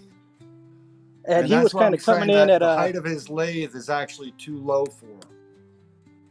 Yeah, typically you want to be right about elbow height. That's kind of the general. Everybody's General body's rule of different. thumb. Some people have longer arms, shorter arms, so on and so forth. But typically right about there. Yeah, about an inch below your elbow, I was told. Yeah, they generally say right about even with your elbow. But if you're using carbide, you want the lathe to be a little higher. Yeah. And that's just because how you hold a carbide. You hold it level. How you hold a carbide is different than how you hold the gouges. Yes. All right. Oh, Keith's in. So, LJ's got a stick. I have a stick. Okay, go Mike, ahead. if you got a fatter pound it on your stick. lathe. Mike, have you got a fatter stick? No, this is the only stick I got. I'm in the desert. That's all right. It'll work. Sticks are a commodity around here. I don't know what you tell you. But that's And you might also want to think about if you have a smaller tool rest. I don't know which one's longer or shorter. I have one tool rest, that one. All right. Yeah, this is good enough for him to get started. Jab that in the middle. Yeah. Get over here. Jab that in the middle. Lock that sucker down. Unlock that. Oh, wait. I don't know. We might have to take a collection of firewood up and send it to Mike. Now, I ain't trying to be the pity party here. Come on. All right. Yeah. Smash that sucker in so that it goes on the. All right. Now it's on the spur. Let the live center put it on there. Lock that down. Let's check it. That looks sticky. All right. So, step one, Mike. Your distance. About a fingertip away. Okay? Fingertip away. Got it. You'll probably, if you ever watch Raja, you see him do this all the time. Checks it with his finger. Locks it down. Right there. Say less. Got it. Tool height. Okay, now I'm going to turn this sideways so you can kind of see me. Shit, I gotta go look at the monitor a little closer. Alright. So All right. you're down below the center of it. So I'm holding my tool right here. Hopefully I'm in frame. But right here, like my thumb's in my pocket. Okay? That's about where I'm going to be holding it the whole time. So my tool rest height should put that cutting right about on that center line. A little above it's better. You don't want to go below. Below's the danger zone. Alright, let's see. That's in my pocket. Bam. I'm hitting the center. Hey, look at there, Pat. You got it, dude. Yep. Uh-huh. All right, Mike. Now when we turn our lathe on, I want you to watch me though. When we turn our lathe on, I'm actually going to raise up just a touch here at first, just to kind of explain what I'm doing. Okay? So here's my bevel right there. I'm not cutting anything, right? I can sit here all day. So what I do is I'm going to bring the tool handle up to start my cut.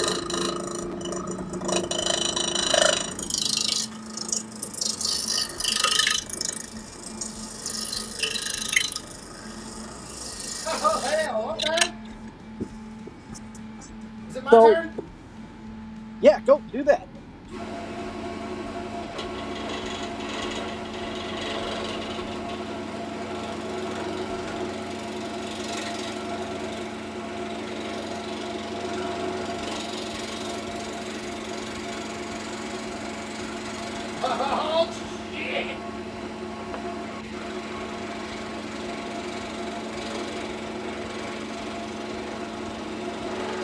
can't really tell on my phone here if he's getting decent shavings. Pat, can you see it?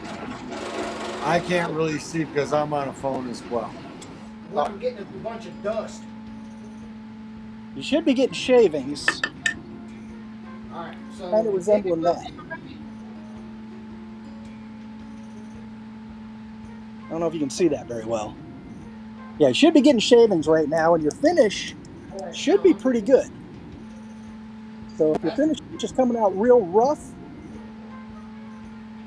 either it's an issue with the tool's not sharp or you're not rubbing that bevel. I think he's not rubbing the bevel. Yeah, so that's the Okay. point of, like I said, I can sit here all day long and not cut anything, right? So you're going to raise the back of the tool handle up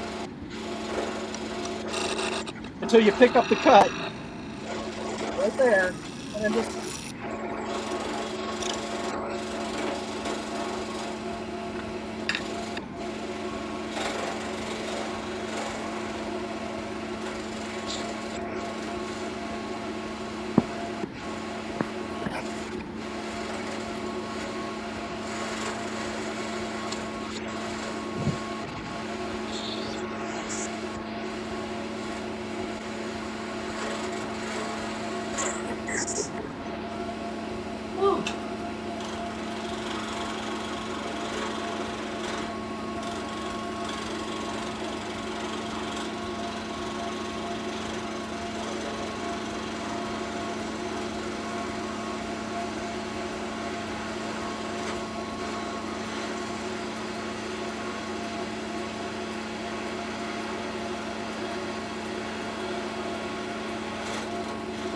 yeah, the view on the phone's terrible.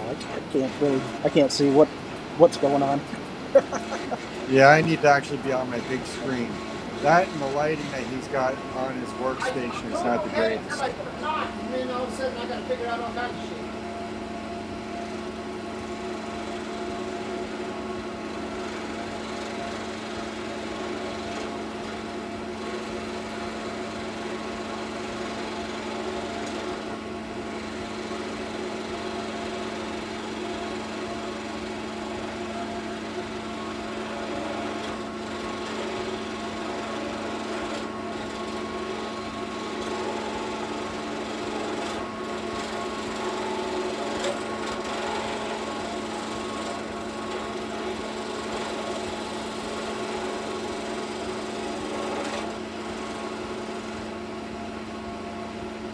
Okay, I don't know what I'm cutting, but this is hilarious. It smells like popcorn.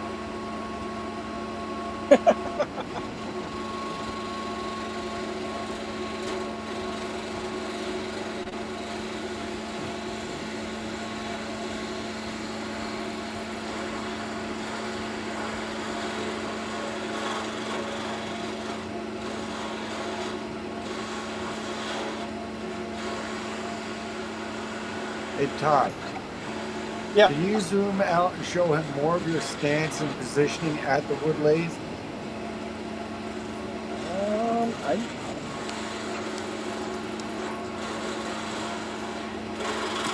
Because I feel that's just as important as having the right angles.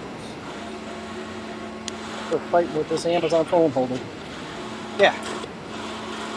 So I'm right here. When this thing's going, I'm a little far away right now. Bring it down. Pick up the cut.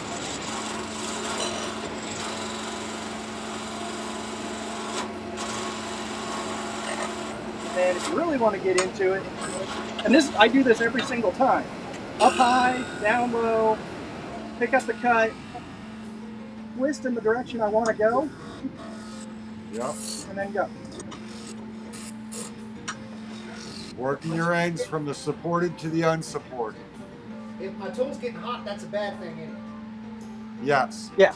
So as it's like a pencil. You wouldn't sharpen a pencil that way, you sharpen a pencil that way.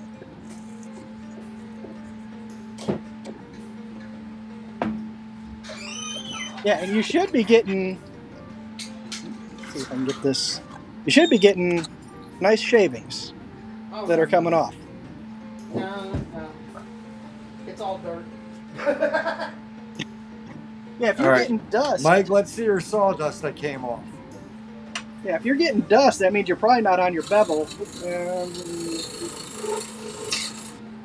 That's still Can getting you a shine shaving some because I'm light on pretty that? sharp, but definitely not the same. No, no. Mike, can you shine some light on your workstation there for us while you're working? While you're learning? I gotta look it up. Hold on. 2 seconds. I think I know what to do.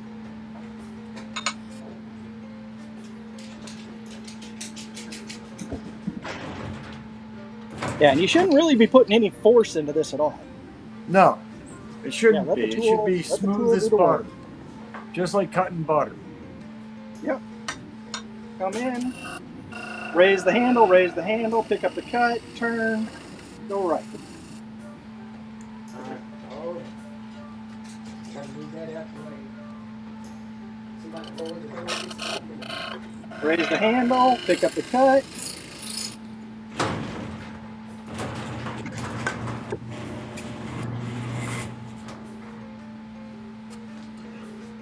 Alright, I may be banging my head, but I think that gives us light. Like I said, you should be getting a pretty decent surface. Alright. Let's work it like Now, that. Todd, we have to also remember something. What's that? All the wood that Mike is finding on the ground for him to turn and chuck into a lathe probably has a moisture content below 10%. Okay. Okay, which is also going to affect how it cuts. Yeah, I'll point that out. So I hit a moisture meter on Below 10%. I hit a moisture meter on a piece in here. I'm at 3.2. That about a pressure treated 2x2 from last year. I'm at 3.2%. This stuff's very dry. It doesn't matter if I'm. Hey, Mike, you got some lumber store 4x4 or 2x4 sitting around?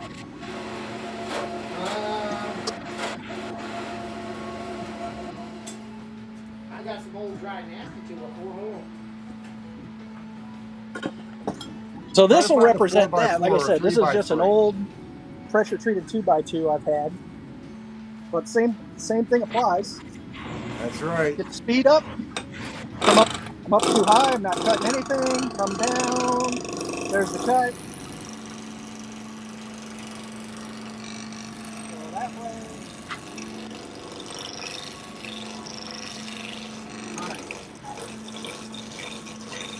Change board. Hold on.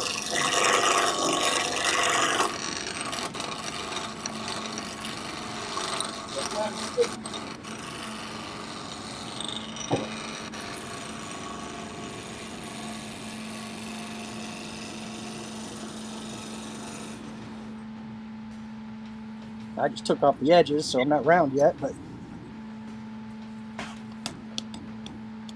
let's see, I don't know if I can get any lower. Let me make me a 2x2. Hold on. All right, try to rip down that 2x4 so you're somewhat square. Oh, yeah. Absolutely. Is Rusty still on? Yeah, Rusty is still there. Hey, Rusty, how you doing?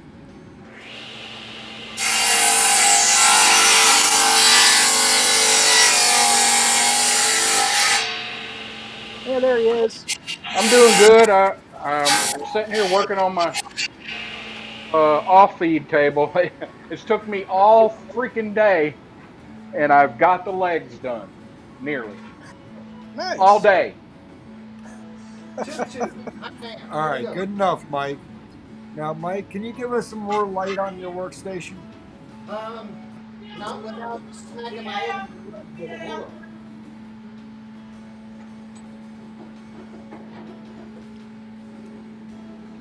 We're having a little bit of an issue seeing what you're doing there because of how dark it is.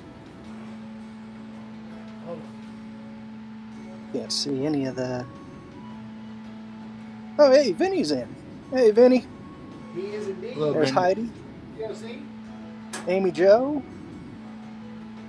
Hey,,,, hey, Amy Jo. Everybody's in here laughing at me. Ain't they? Hey, we all start somewhere.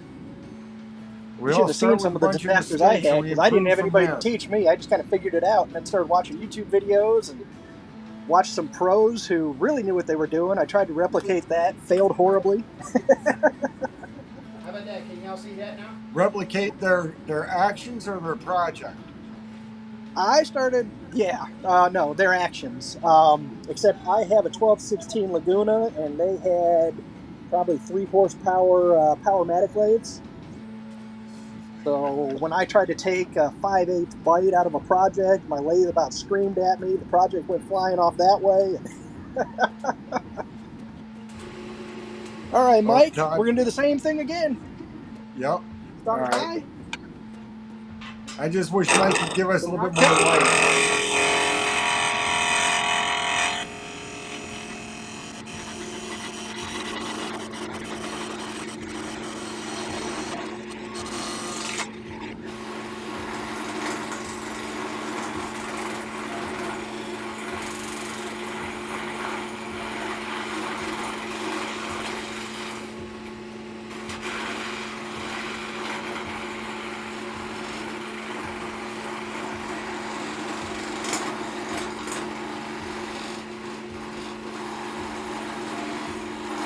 I think I'm still seeing dust fly. I can't quite tell. Yeah, I'm having a hard time telling myself because I don't have enough light. Yeah, so when the wood's that dry, you're not going to get a good shaving, but they No. still You should get something better than dust. Yeah. should look like that. Not Yep. dust. Like you may have some smaller Chips. Yeah, you're getting some smaller splinters stuff. and oh, he just got a chip.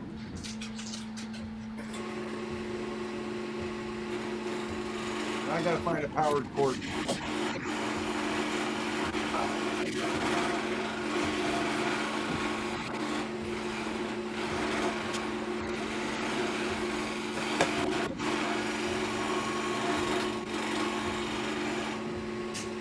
I don't think I got a chip because I was doing the lathe right as much as I got a chip because I just blew the damn corner out. Oh, yeah. When I come to an edge, I just picked up that cut. There it is.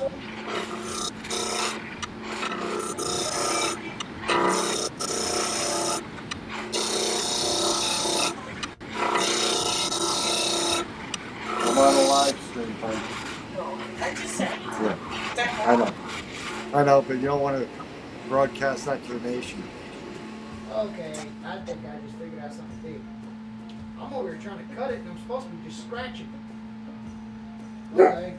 Yeah, it's a light touch. I mean, once you get more comfortable, you can go a little harder. Hey, you're quiet.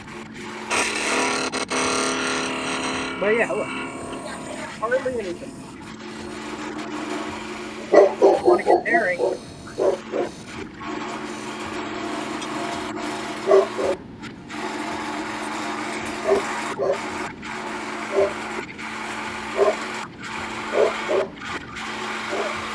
So what I was doing there is kind of trying to show you is the left hand's only job is to keep pressure down. I'm not pushing in, I'm not pulling out. Just pressure down, and then your body movement is what drives it.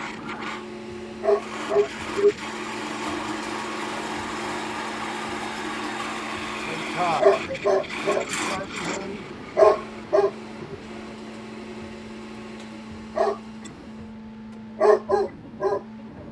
And remember, Mike, it's all in the hips.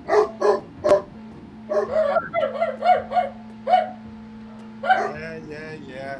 That's Yokai sounding off being the protector. Alright, I think I'm trying to catch what's going on. Hold on.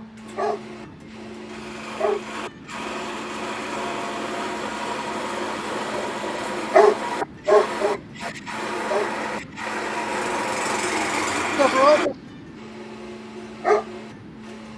Except my damn tailstock keeps moving. Loosen it up on you.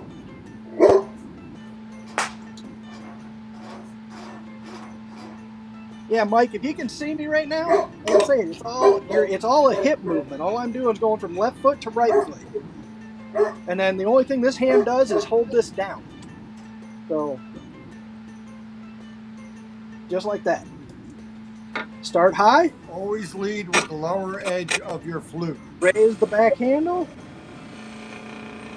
Pick up the cut. And then all on the hip. From left foot to right foot.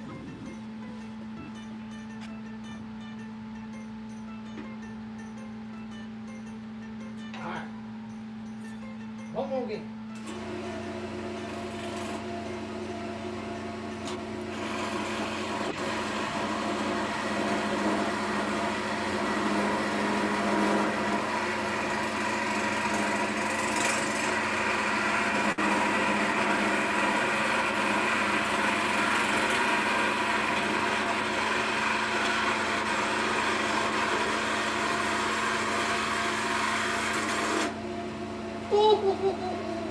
Okay.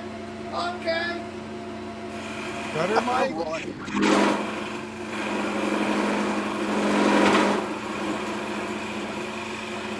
think so.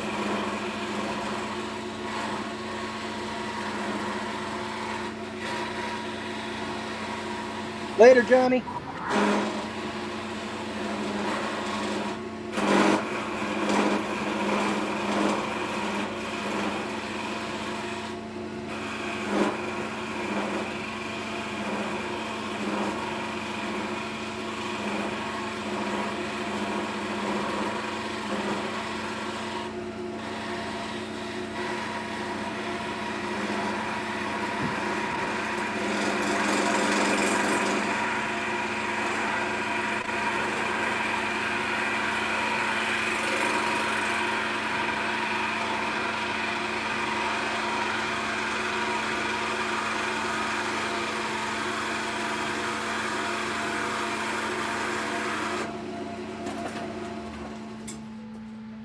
Is it feeling better, Mike? It feels better, but it looks hideous. Well, you're doing a 2x2. And it's called a roughing gouge for a reason. It's generally not the final pass you're going to make. Oh, okay. So the roughing gouge is to quickly take material away to get you down to the size you're after. I dig it. So when you're more comfortable with it, everything's still going to happen the same, right? You're still going to start up high, come down low, but as you get better, you'll be able to do it. This is good info. Thank you, Todd. Thank you, Pat. You're welcome. We're only trying to help you there, Mike.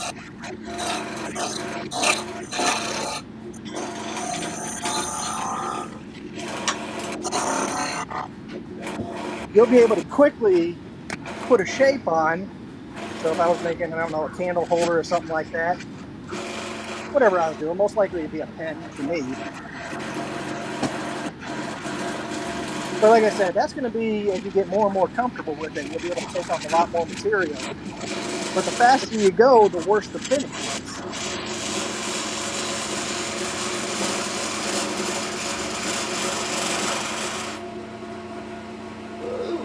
Hey, Mike, let's see what your chips are starting to look like with this.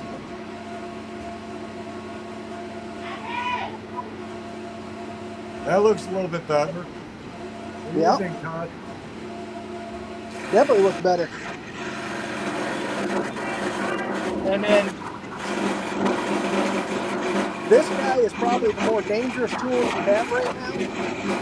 Yep. For getting an actual catch. Oh yeah. It'll scare the heck out of you. So I'd avoid that one for now.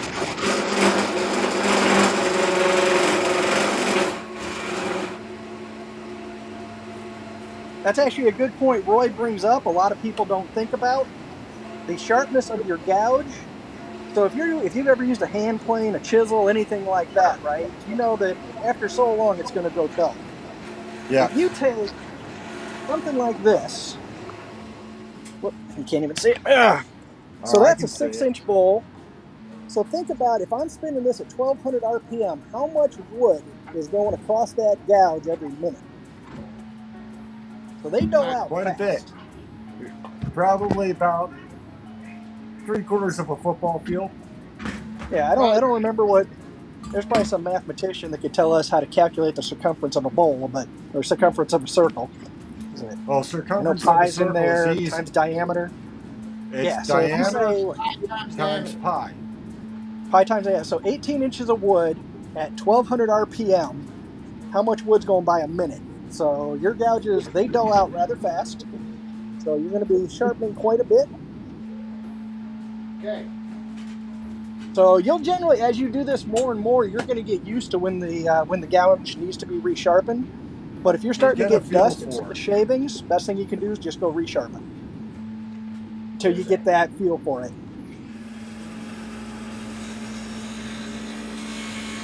All right, I'm going to step outside for a few minutes. I'll be right back. All right, Pat.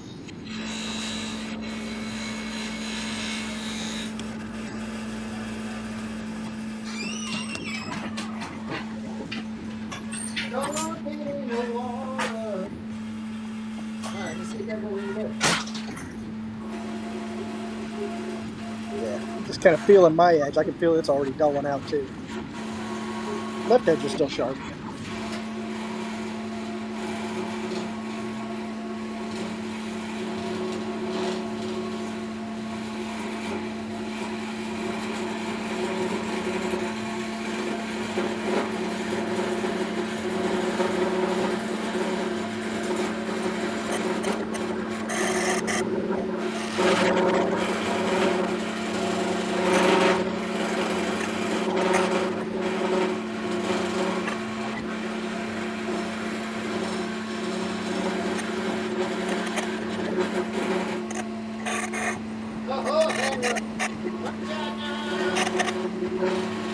What's that, Mike?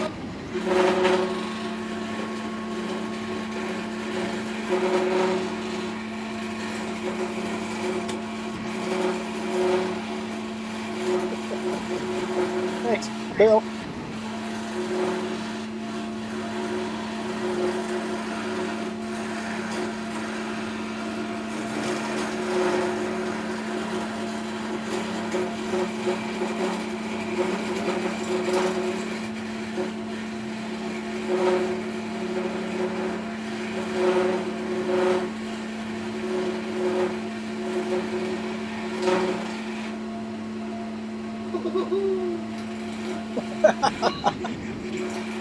Sounds like you're starting to enjoy it, Mike. Maybe. I ain't admitting it just yet, but maybe. All right, next question. Do you have any bowl gouges?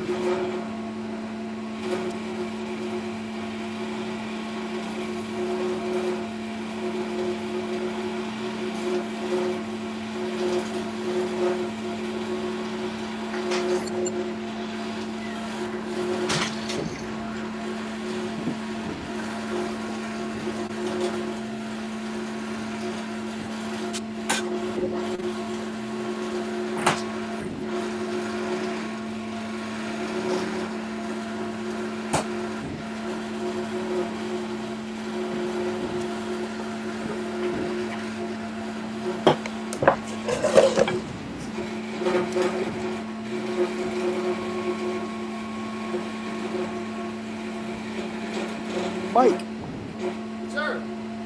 you got any bowl gouges? I have no idea. Bowl gouge is going to look Maybe like I do. that on its end. It'll have a flute, typically swept back wings. No, I ain't got one in. You can get a bowl gouge or a spindle gouge? No. Oh, all right. But I got 30 some odd tools. I don't know what the hell any of them are doing. Alright. Well, this will be the next tool that you're going to use. You probably have one because it typically comes with the set. You'll have a spindle gouge, a bowl gouge. Bowl gouges tend to be much thicker. I don't know what set I might have got because I don't think I even got a set. I got a 5-gallon bucket with like 35 tools in it. All right. Well, I'm sure somewhere in there you're going to have either a bowl or a spindle gouge. So they look almost the same. Size is different. See if I can spindle gouge versus a bowl gouge. Okay, so it's smaller. Okay, yeah. Yeah. They work the same. I don't even know if my spindle gouge is sharp. I don't know if you can see this, Mike. Not really. So it's this guy, the little bitty one. Bowl gouge will generally have a longer handle on it too, Mike. That's probably a bowl. Okay. Could be a spindle. Doesn't matter. They work the exact same.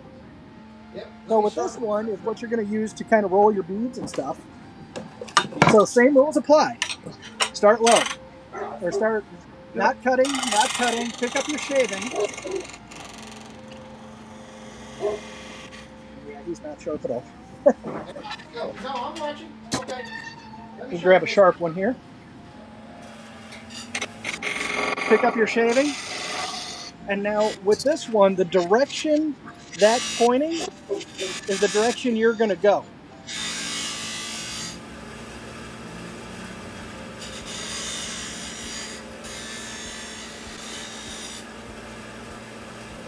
Hey Todd, if you have a black Sharpie, maybe highlight the edge of the gouge so you can see what you're actually cutting with. Pick it up. There we go. I don't know if y'all can see in the light. Let me put this right up here. So the direction that's pointing is the direction you're going to go.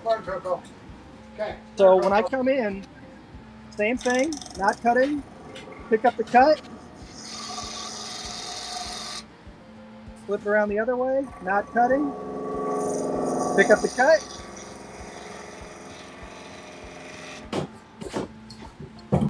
And that's how you make a little divot.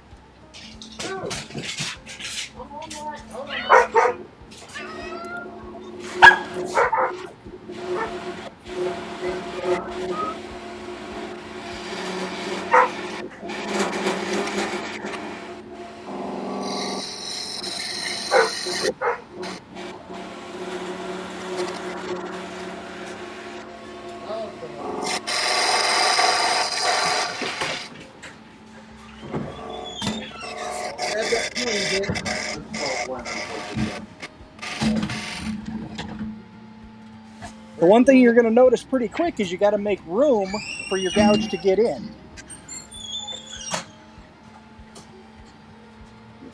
Steven, what's up, buddy? All right, we got. Oh, Steven. I just went and grabbed another device so I could go ahead and see the cat. Hey, Steven.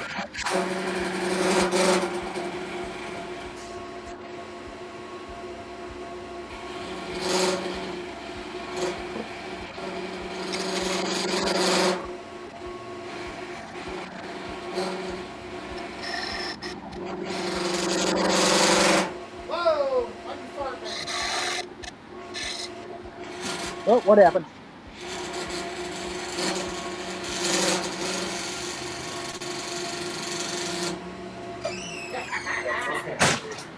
What? You're not to go through this left and right, buddy. No.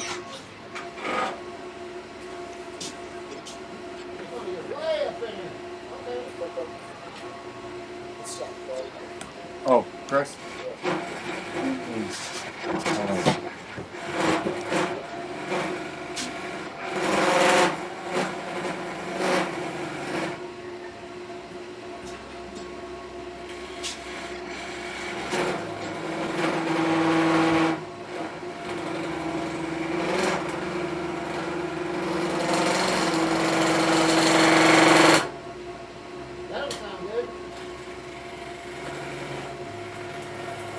Did you make enough room for the gouge to get in? Yes, sir, but it's wobbling around acting like a trumpet. Oh, blow off a big old piece. You got to rub that bevel. That's the most important part. That's why I always say, come up high, come down so you pick up the cut.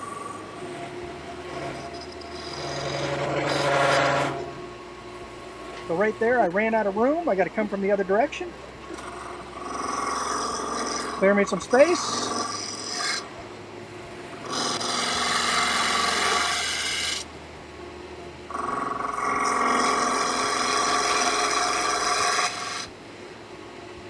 My resting is. So the other thing you're going to notice, Mike, is as you're doing this, especially if you're going from thick to thin like that, my gouge is coming up way high. So it actually helped me quite a bit. Whoop, lower down.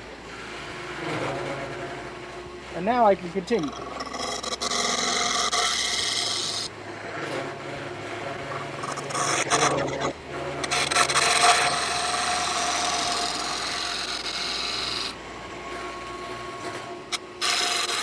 Oh, hell.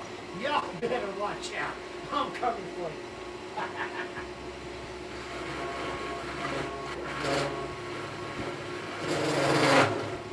Starting to have some fun with it, Mike? Except that this whole thing is flexing in and out like this. It's kind of speedy.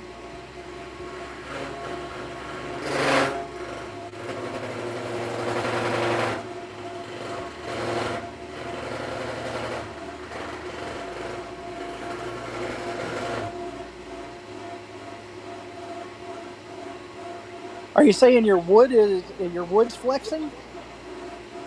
Yeah, when I get in there and it starts cutting, look at that. Yeah, he's getting a little too thin, I think. Yeah, that's probably exactly it. Damn, look at this. Let me back up so y'all see that. Holy hell. I think I got close to the danger zone, maybe. One thing you can look into that I use, I really like stop. these, is what's called a safety drive center. Check that out. Hey, nice job. All right, Mike. You're getting there, Mike. I think it damn near exploded on me. Yeah, you're doing the best thing you can do. Just take some random wood and practice. Make toothpicks. That's the best advice I can give somebody for a skew. Just go ahead and make toothpick after toothpick. My God. Yeah, Mike, we could use some chopsticks at my house. Oh, now all of a sudden everybody's got. Welcome back, Rusty. What's up? Drinking Colorado Kool-Aid. I am drinking a barrel pick from this group that I know, Poor Decisions is their name. Sounds like a good decision to me. Right? Yeah, Poor, P-O-U-R, Poor Decisions. Yeah. Flexible wood is not ideal. There's some medication for that. So they chose, there's this distillery in Colorado. Of course, they didn't distill this. It's a MGP product, but, you know, they bought it and put it in barrels and aged it. So this right here is 20 years, 11 months in the barrel. Ooh, look at you. 20 years, 11 months. 137.1 proof. Nice.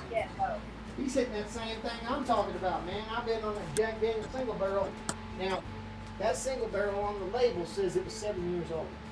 But you gotta understand, my best friend, rest in peace, he gave it to me for a bachelor party present at my wedding. I got married 19 years ago. And he said, don't crack it until you divorce. Well, Mrs. Macon took off. So Uh-oh. Hey, I'm gonna hop off and go turn you guys back on the big screen on the TV. absolutely. You turn me on every time, LJ.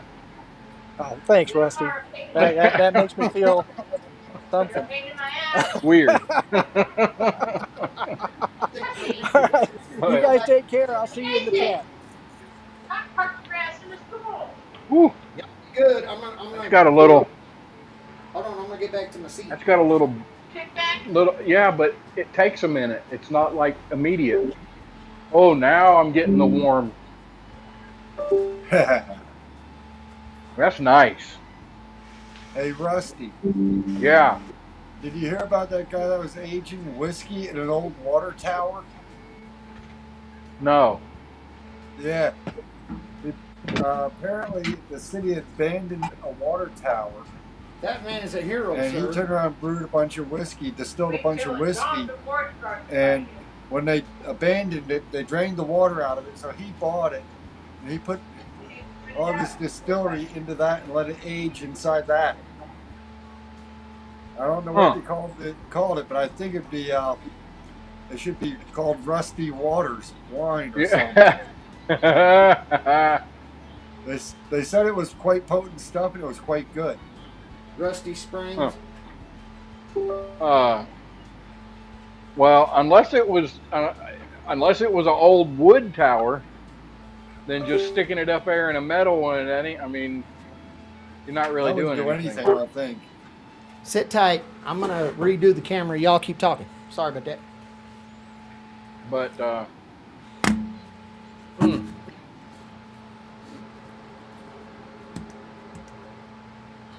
that's good right there.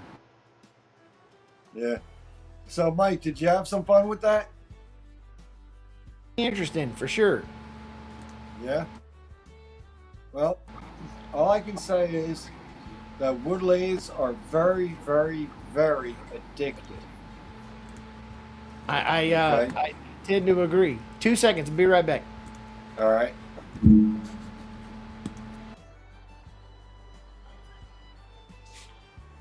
Anyhow, so I messed around a little bit with buying cheap whiskey and buying some wood chips, different kind of wood chips, and pouring it. Sorry about in that. and pouring it over the wood chips and letting it age a little bit.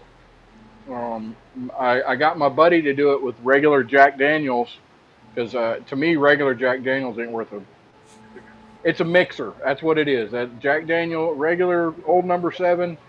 It's a mixer. It's not for sipping on. It's just not good. It's just not good. But if you age it on some wood chips, I got him to do it with this stuff called Amberana, and he's in love with it now. Yeah.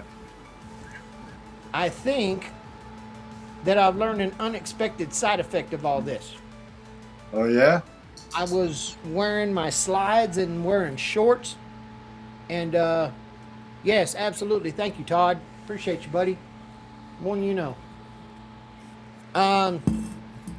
You're peppered with wood splinters.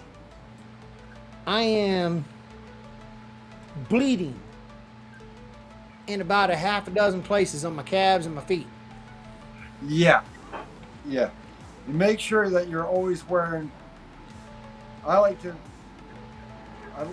to recommend that you wear a leather apron, especially if you're wearing shorts. Yeah, Okay? I don't know about the apron, but I'm leaking. Yeah. Or at least some blue jeans. Rusty, why didn't you tell me I was going to be leaking by the time this is over with? Hell, I didn't know. What do I know? I don't know nothing about no damn lathe. You'll learn soon enough. I'm not kidding. Hold we'll on. get you spinning. 1, 2, 3, 5 places I'm leaking. Jeez. Well, you need to get that bad blood out of you anyway. Let's build up some new blood. I do. I'm getting that. I'm getting that pissy blood. The only lathing I know about is I made that. Old Path let me make a pen, but he had carbide tools. He didn't have none of the old style gouges or anything, and Right. I mean that wasn't hard. Really just go slow and. I ain't complaining, and I ain't trying to alarm anybody, and I'm not going to show you because I'm not going to gross you out. But it's like running down my legs, like I'm literally leaking, man. Holy hell!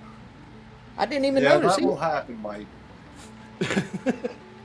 So you learned a lesson, a valuable lesson tonight. Mike, look, reach in your purse, get out your little napkin, and dab them off, man. You know what? I just bought a fresh pack of Tampax assorted. I will be fine. Okay. Okay. All right. Hey, I'll tell you right now, one of the best things that they ever told us to put in our medical first aid kits in the military Tampons. or tampons. They can plug a bullet hole. They're Yep. actually designed. For those of you that To don't know, stop bleeding. if you're the survival type, or you think that the World War III is about to come down on our heads, tampons will plug a bullet hole in a hot minute, man. You'll be good to go. Yep. Oh, look, I'm a firm believer. You know, if it looks like you need to start stocking up on stuff, tampons and maxi pads, stock up on them, because people's wives will trade probably just about anything if they can't get tampons and maxi pads and all that, and you know, there's no stores to go to. That'll be a damn good trading Well, plus on top, chip right there. funny Yeah. enough, I can actually tell you from personal experience, I have been triaged with a maxi pad used as a compression or a compression Yeah. pad. Oh yeah. And Yeah, I've had that Absolutely. happen. They're good for tampons are good for nosebleeds too. now, Yeah, it just kind of looked funny with the string hanging LJ out. brings Yeah, up an well, yeah. LJ brings up a really interesting point. Good to see you, Darren. Good to see you. The chips are going down when I'm doing it. Is that bad? I thought it was supposed to be going up. Or bouncing around all over the damn place. Like, most of them were going down, as you can tell by evidence by my legs and my feet. Rusty, what'd I do wrong? Fuck, I don't know.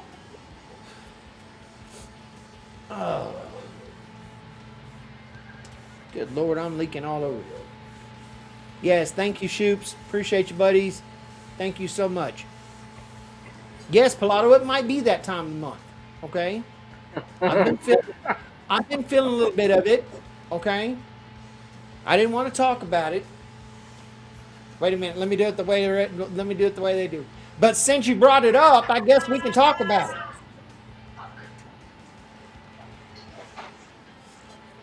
it. What did you do wrong? How much time do you have, Mike?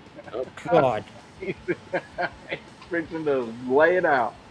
Damn me. Yeah, I need a minute. Oh, good Lord. That was interesting. I think I need different wood. That's going to be the first thing that sells. Mike, that sounds like a personal statement there. Needing different wood. A little bit. But I'm cutting on 2x4s that are 3% moisture content. I mean, they're just, now that I see it, and I see my legs specifically, they're just flying to pieces, man. They're just shattering. Yeah. And that's a big Moisture content is too low on what you're cutting. So now I got to figure out how to lathe in the desert. That's going to be cool. Maybe I can soak them in the bathtub or something. Maybe put some hydro back in them. I don't know. That You can might try it. Or I don't just know if try it'll to actually find work. or just try to find nothing but green wood. Prison Pickle, what are you doing, buddy? I know that a lot of times, I'm going to tell you this right now, Mike. The expensive way to go is if you go to the store and you buy, like at Home Depot or Lowe's, maple and stuff like that, and cut it up, glue it up. That's expensive because you're going to spend a lot of money on that maple. But if you get someplace where you can fell a tree, Now, let I it know sit for some about guys a month, around here- and then turn it. Yeah, I know some guys around here that knock trees down all the time. So that might be good to go. That's the way you want to go, especially with learning. Don't go out there unless you're really, really comfortable with the lathe and working on it. You're going to try to turn something. Don't go out there and buy wood from Lowe's and Home Depot. They're going to cut up, glue together, and stuff like that right now. I had to laugh. Todd said, walk out in a wooded area. Let me explain. I'm in West Texas. It is so flat and so treeless out here that my dog could run away and be 3 days before I lose track of where it is. It is that bad. There's nothing like that around here. But I get what you're saying. Get the wet wood. Mainly, you'll laugh. You'll enjoy it. I have completely shrapneled my legs I'm leaking all over the place. And it feels good. It was fun. The only way that could have been worse if the damn thing would have blown up, but it didn't blow up. So, hell, I guess there's that. Hey, that's Has something else you're really going to have to watch out with the lathe. So I'm going to tell you this right now. Speed has everything to do with it. If you're turning fast Mark and G. you launch a piece of wood out of that lathe, the momentum is going to want to carry it up and towards you. Okay? All right? Keep that in mind. Momentum will lift the board up towards you. Okay. But if you're turning at a low speed, it'll want to drop out the back. Now, that's the thing that had me skeevy, was I was over there and I was using that V-gauge that Todd had me running, and the board's like this, right? And then I'd start going, and then motherfucker, and it'd do this shit on me. And it'd start bending right there in the middle of, oh shit, hold on. Yep. You got it too thin. Okay. Now, Mike, I can't wait to see the day that you start trying to do a face plate or a bowl gouge turn. Well, apparently the shoots are going to send me a faceplate, which is going to be awesome as hell. But there's one Go thing ahead, that I Lindor, and go you ahead, guys- attack that tail. I'm watching my cat jump around here in corners chasing his tail. you guys might give me hell about this, but I think I can turn a bowl between centers. You can. I It think is I can. not impossible. Okay? Am I going to regret trying it? You're damn right. But it's going to be fun. Oh, yeah. Okay? And I'm going to tell you what's going to happen. When you get to the point where you're getting ready to finish the hollow of the bowl, you have to turn that speed way down low. And I don't think you're going to be able to turn your blade down low enough. No, here's what I'm thinking. Now, follow what my thinking is here. Because I shit you not, I've been thinking about this and I think I could do it. All right, so I get a big block like this, bam, big cylinder, bam. And then I turn the top, or I turn the outside of it into a bowl shape. Cool. It's still on the center, so I turn the inside of it, except I'll leave a column in the middle holding on to the center, right? And I turn that whole shit out, and then when it's damn near coming, yes, maybe shoot, maybe, but it'll be fun as hell. But once I get it down to where there's like an inch shaft spindle in the middle, then I take it off the centers and I pop the damn center out of it, carve out that little bit, sand it in the bottom, and I got a damn bowl. Okay. Now, let me give you a warning about trying that. When you thin your sides, okay, you are losing stability on your sides as you're removing the inner centers. Wait. So How are when you're carving out the bowl, with the gouge in the direction it has to go? Well, I thought about that, and that tool rest will cockeye so I could turn it around and actually stick it kind of inside there a little bit, right? okay, you have your center here. Okay, you have a 1-inch diameter plug coming out that your center is catching. Okay. You've already removed all this material on the side. Now the outside of this bowl is now flexing as it's turning as you're trying to work down that plug in the middle to the point where you can break it out. This is most likely going to explode. Okay, I'm good with that. The centrifugal force is going to carry this out of shape as you're turning the center.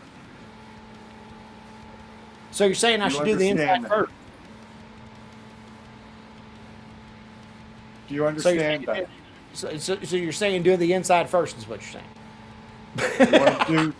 You want to do the inside first and work your way out. But you want to do it in steps. Right. You don't want to go ahead and hollow out the whole inside first. Okay? What you want to do is you want to work your way in as you're working your way out. Say do a little bit of the inside, do a little bit of the outside, do a little bit of the inside, do a little bit of the outside. Right, but I'm saying you're still working the inside of the bolt. Okay. Right. So you're working the inner diameter, and you work in towards your center,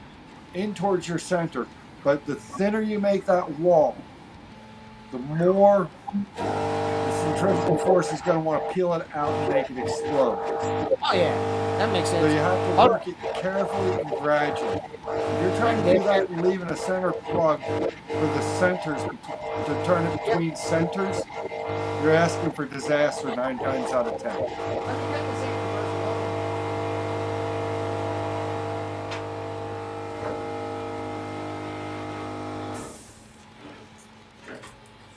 Oh, y'all have no idea. Now that I got this damn thing, and now I got the basics, shit, I'm gonna keep on going with it. Y'all think Mike Delauder does some crazy shit. I'm about to go batshit. Y'all don't know. I'm about to be doing some skeevy shit. It's gonna be fucking blowing up everywhere. I don't even care. LJ says you can do it with carbide since it goes straight in. Okay. I ain't even mad about it. Mike, another word to wise. Get yourself a face shield. I got one. Face mask. I use it tonight. Because if you're going to be blowing stuff up, you're going to be thanking God that you've got it. I don't have a face shield, but I got a welding hood I'm going to take the lens out of. I'll use the clear plastics and call it good. There you go. Well, it'll be a start. Let's see. Never use the rough and gouge on a cross grain bowl. That makes sense. Mm-hmm. I think I could probably glue up like a segmented one, where everything's running sideways around the whole bowl. You know what I mean? That'd probably be easier to do. Glass shield is less expensive than ER visit. Hell, I don't go to the ER. What are you talking about, man? I just take care of it here at the house. I ain't worried about that. This has been incredible. Well, I hope you learned a lot tonight, Mike. Pilato says depends on your insurance. What'd you guys think? Did you guys have fun doing this with me? Yeah. It's kind of cool picking up a new skill, man.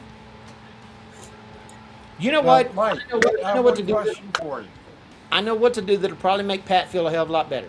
Rusty, can I make us shot glasses? Would you like a shot glass?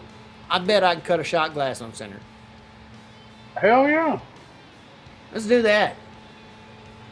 Shit, yeah.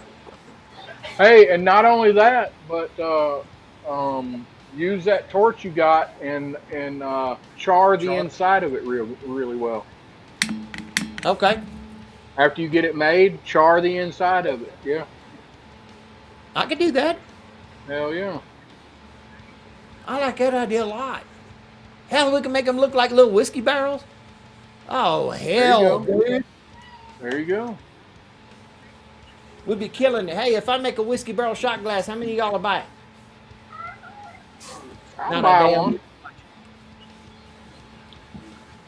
We got somebody here who wants to say hello. Oh, it's the kitty. Hello, kitty. Rusty, No, I got a this is not a 21-year-old little kitty. barrel that wants to say hello. Look at all that dust on that sucker caked on. This here is a 28-pound cat. Good Lord. He's no little kid. This damn whiskey's old enough to drink itself, Rusty. Strong enough to drink it only ages when it's in the barrel. When it's in the bottle, it doesn't age anymore. You ain't helping. Look, I'm finding a real damn serious sense of nostalgia from holding on to this for 20 years from my buddy. That's awesome. So Who feed can me full smell of shit. what that, or who can tell what that wood is? That's cedar. That's right. It is Western red cedar. Well, I'd say it's Western red cedar, except for it came off my sister's farm here in New Jersey. It fell last week during the storms, and this is a chunk I cut out of it. Well, let me ask you this, Pat. What about willow? Is willow any good to turn? Because my parents just had a willow tree fall, and I was thinking I could probably maybe do something with it. Not necessarily turn it. I don't know, but Hey, Pilato knows quite a bit about willow. Rusty, I'll tell you this much. You'll never know until you try it, because I've never tried turning willow. Well, Okay. listen, Pilato just took down a willow in his yard last year, so he knows how that stuff works quite a bit. I know this will is a very soft wood for turn, and it'll give a lot of chatter. I was gonna It'll say, I give a think I rough figured it out with finish. this 2x4 that softwood ain't just ain't gonna do no damn good. I mean, if it's soft, it's just gonna blow apart.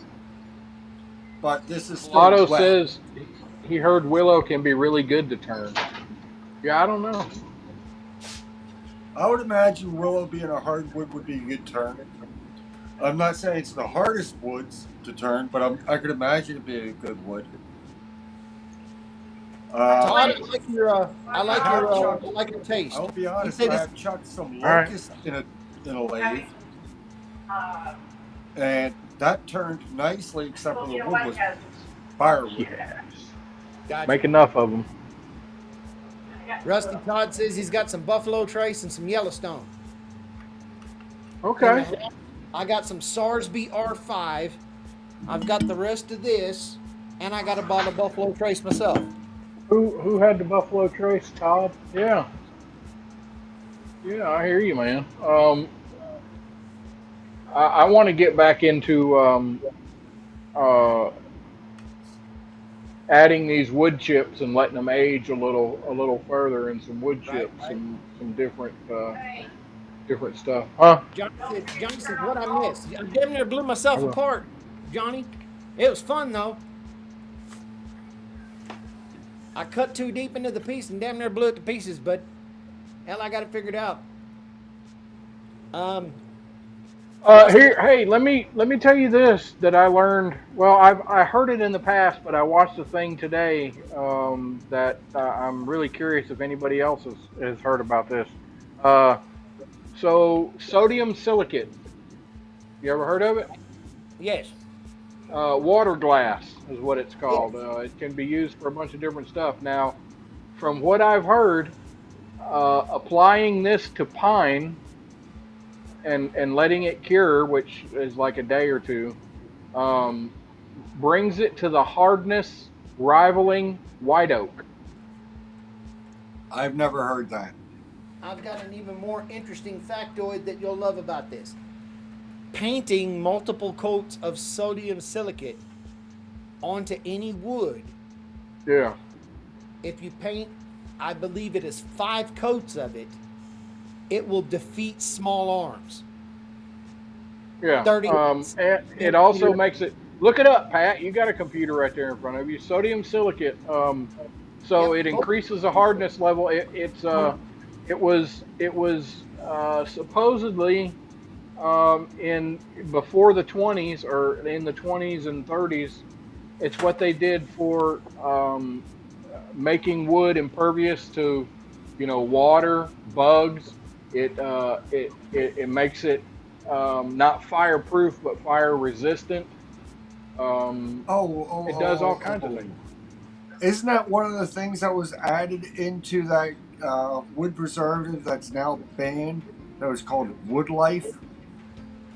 It would make the wood almost as hard as concrete. Yeah. But the Wood Life also had cyanide and strychnine in it. No, this is pure sodium silicate. That's all it is. There's no other stuff in it. Right, but I'm saying the Wood Life product had this other stuff in it. Oh, okay. Yeah. And I know the old stuff that they used for the box stores, your pressure treated stuff, also had arsenic in it, but they stopped that in the 80s, and people are still be like, oh, don't use that because all that's gone. It's copper. It's copper something another now. Copper aluminate. Darren says, can I put a bowl chuck on that lathe? I think I can. I think the Shoops are going to send me a faceplate that'll allow me to do that. But sodium silicate, this is a funny thing because I learned about it while I was in the Army. The Army added sodium silicate to their OD drab paint in World War II. And it would stop small arms. And it literally made, they didn't call it bulletproof, they called it bullet resistant, ballistic resistant. Right. And that's why when you see so many of these, you go to a vintage store, you go see the antique shop, the olive drab wooden foot lockers that the guys were carrying, they're still in perfect shape. Yeah. There's nothing wrong with them because they're Yeah. coated with sodium silicate stuff. They don't Yep. rot. They don't They do. they just they don't dug up, Mike. They just dug up a World War II, I think, Foot Locker that had been buried in the muck for, oh, God knows how many years, Right. and it's still in perfect shape. I actually talked to a couple of guys about considering literally redoing the sodium silicate recipe, painting 20 or 30 coats onto a piece of plywood, and then taking it out to the range. I promise you, it's bulletproof. The sucker, I mean, like I said, after 4 to 5 coats, it'll stop small arms like 38, 22, 25. But once you get to 10, 15 coats, it starts stopping 45 ACPs. It starts stopping M14 rounds. It's really getting after it.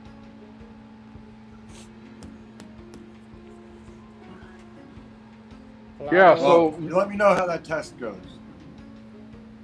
Gemini estimates that pine treated with sodium silicate would rate somewhere between 1,000 and 1,500 on the Yanka scale. there you go. Like, that's getting there. Yeah, that's rivaling white oak. So what we used it for, what Dad used to use sodium silicate for, is pinholes in radiators. It will seal. It will seal off, pinholes. You drain all the stuff out, put water and sodium silicate in there, and run it for a little bit, and it coats the inside of it, and will stop Right. pinholes. So Geez, And the way I Colorado- always took care of a pinhole in a radiator was with a soldering torch and some solder. Right.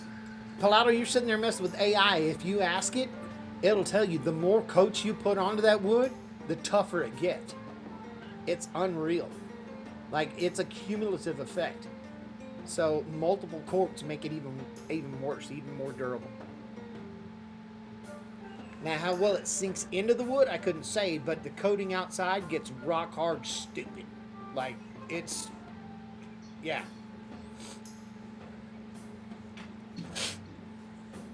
Because I remember also there was a danger in taking apart old Deucin halves, Yeah. especially from World War II, Korea, Vietnam era, because they'd been painted with that stuff, specifically because the wood panels on the side would still defeat bullets.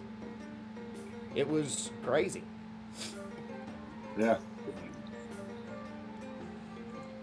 Now, I will say something because I just noticed that Palato mentioned somewhere between black walnut and hard maple. And I've got trees on that farm that I work on the weekends that are going to be coming down. And I think about a dozen of them are black walnut and Nice. about 15 maples. One cherry, and then I have some other trash trees that are coming down so we can make room for a new barn.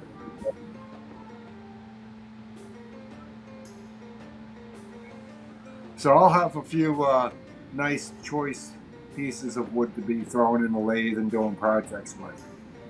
Heck yeah. I do Lord, like some black walnut. I wish my dadgum AdSense would hurry up and hit.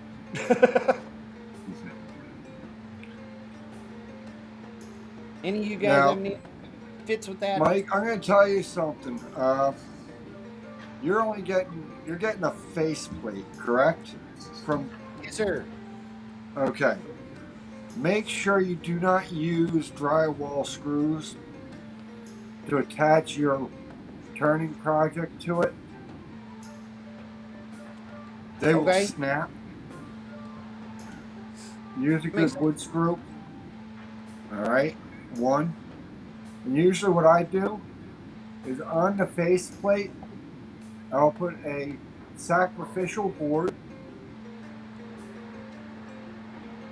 Then I will have a sheet of paper, and then I will glue my turning package to the paper.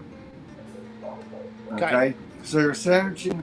You got plywood, piece of glue, then your project. You sandwich that all together in the glue up first. Now, I'll tell you what I planned on doing. Here's the honest truth of it. Doesn't matter what I was going to do. I really didn't need a chuck, and I'll tell you why I was thinking that. It's because whatever it is, I'll just get a bigger piece of wood, and then I'll screw the plate on, and then run a column out, maybe an inch or two, and then start where my actual piece is going to be, and I'll cut it off after the fact. Does that make sense? Yeah, you can do that. Whew. You can definitely do it that way. I found out that if you do the sacrificial piece of plywood, like a disc, let's say you have a 6-inch face plate. Todd says I need a chuck. Oh, crap. Now I got to go buy a chuck. You worry about the chuck a little bit later, but yes, you will want a chuck. Okay? I learned when I ran all my wood lathes back in school, when I learned, we did not have chucks. We had a faceplate. We screwed, well, we glued up our block, okay, for like a bowl or vase or whatever we were turning. And we did it as a block. We did not do it as rings. We did not do it as a segment bowl turning. Right. We did blocks, which were squares or hexagonal pieces of wood. And we'd glue them all together with a piece of paper between the project wood and the sacrificial board that got the screws put in. Usually the sacrificial board was about a 3/4 inch piece of plywood. Gotcha. And we used 3/4 inch screws in it. The good news that I took away from this is that this is going to empower me to do the next set of benches. And I don't know if you caught it at the very beginning, what I got to do, Pat. I've been building those benches. I've got 3 of them that I got to ship off tomorrow. And there's another order for 6. But the lady wanted the legs of the bench replaced with half of a wagon wheel. So now, with what I learned with that rough and gouge, I could probably turn the spokes of that freaking wagon wheel and be able to take care of it without having to hire somebody else. Well, Mike, I can tell you another way to do those spokes where you wouldn't have to run the risk of flying them out of the lathe. Hit me. Use a spoke shave and a shaving horse. It'd take me longer to build a shaving horse than it would for me to just throw them on there and just and be done. Park bench.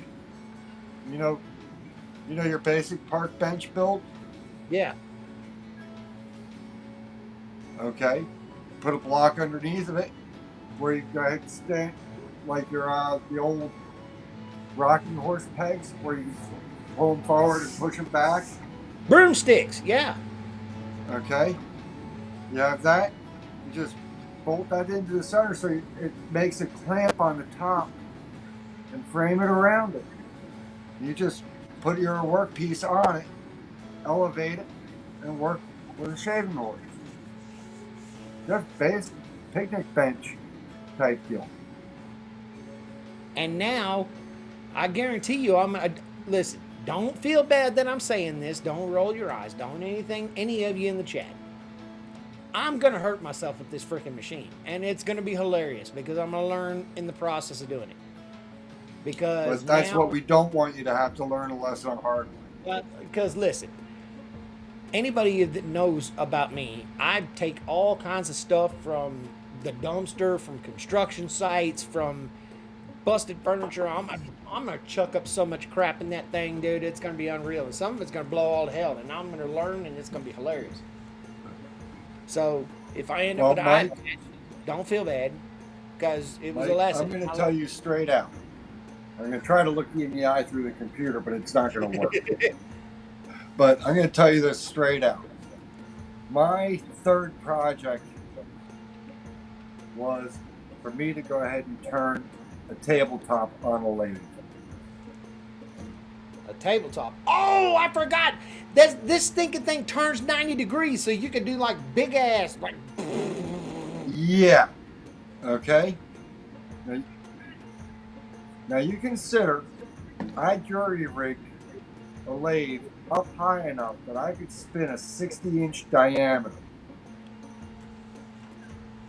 offhand on a lathe that was not supposed to spin anything more than 30 inches offhand. Rusty, you know I'm gonna do this, don't you? I'm gonna turn a whole damn 5-foot table. I don't give a damn. Let's go. Mike, Add a I don't tuba. recommend you pushing yourself or the limits any harder. Okay? You see that shoulder looks nice and normal, right? Yep. Yeah.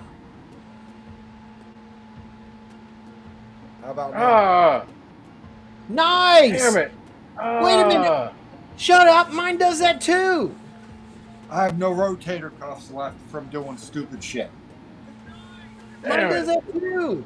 Mine blew out of. Oh my god, mine's been blown out for like 10 years. That's awesome. And you know what's better yet? Hmm. My other side's just as good. No, listen, Damn.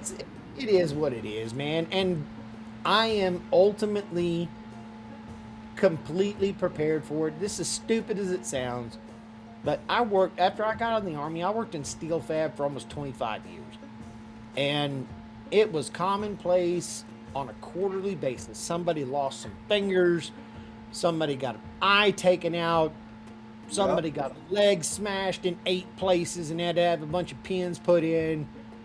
God forbid somebody got unalived because something went stupid.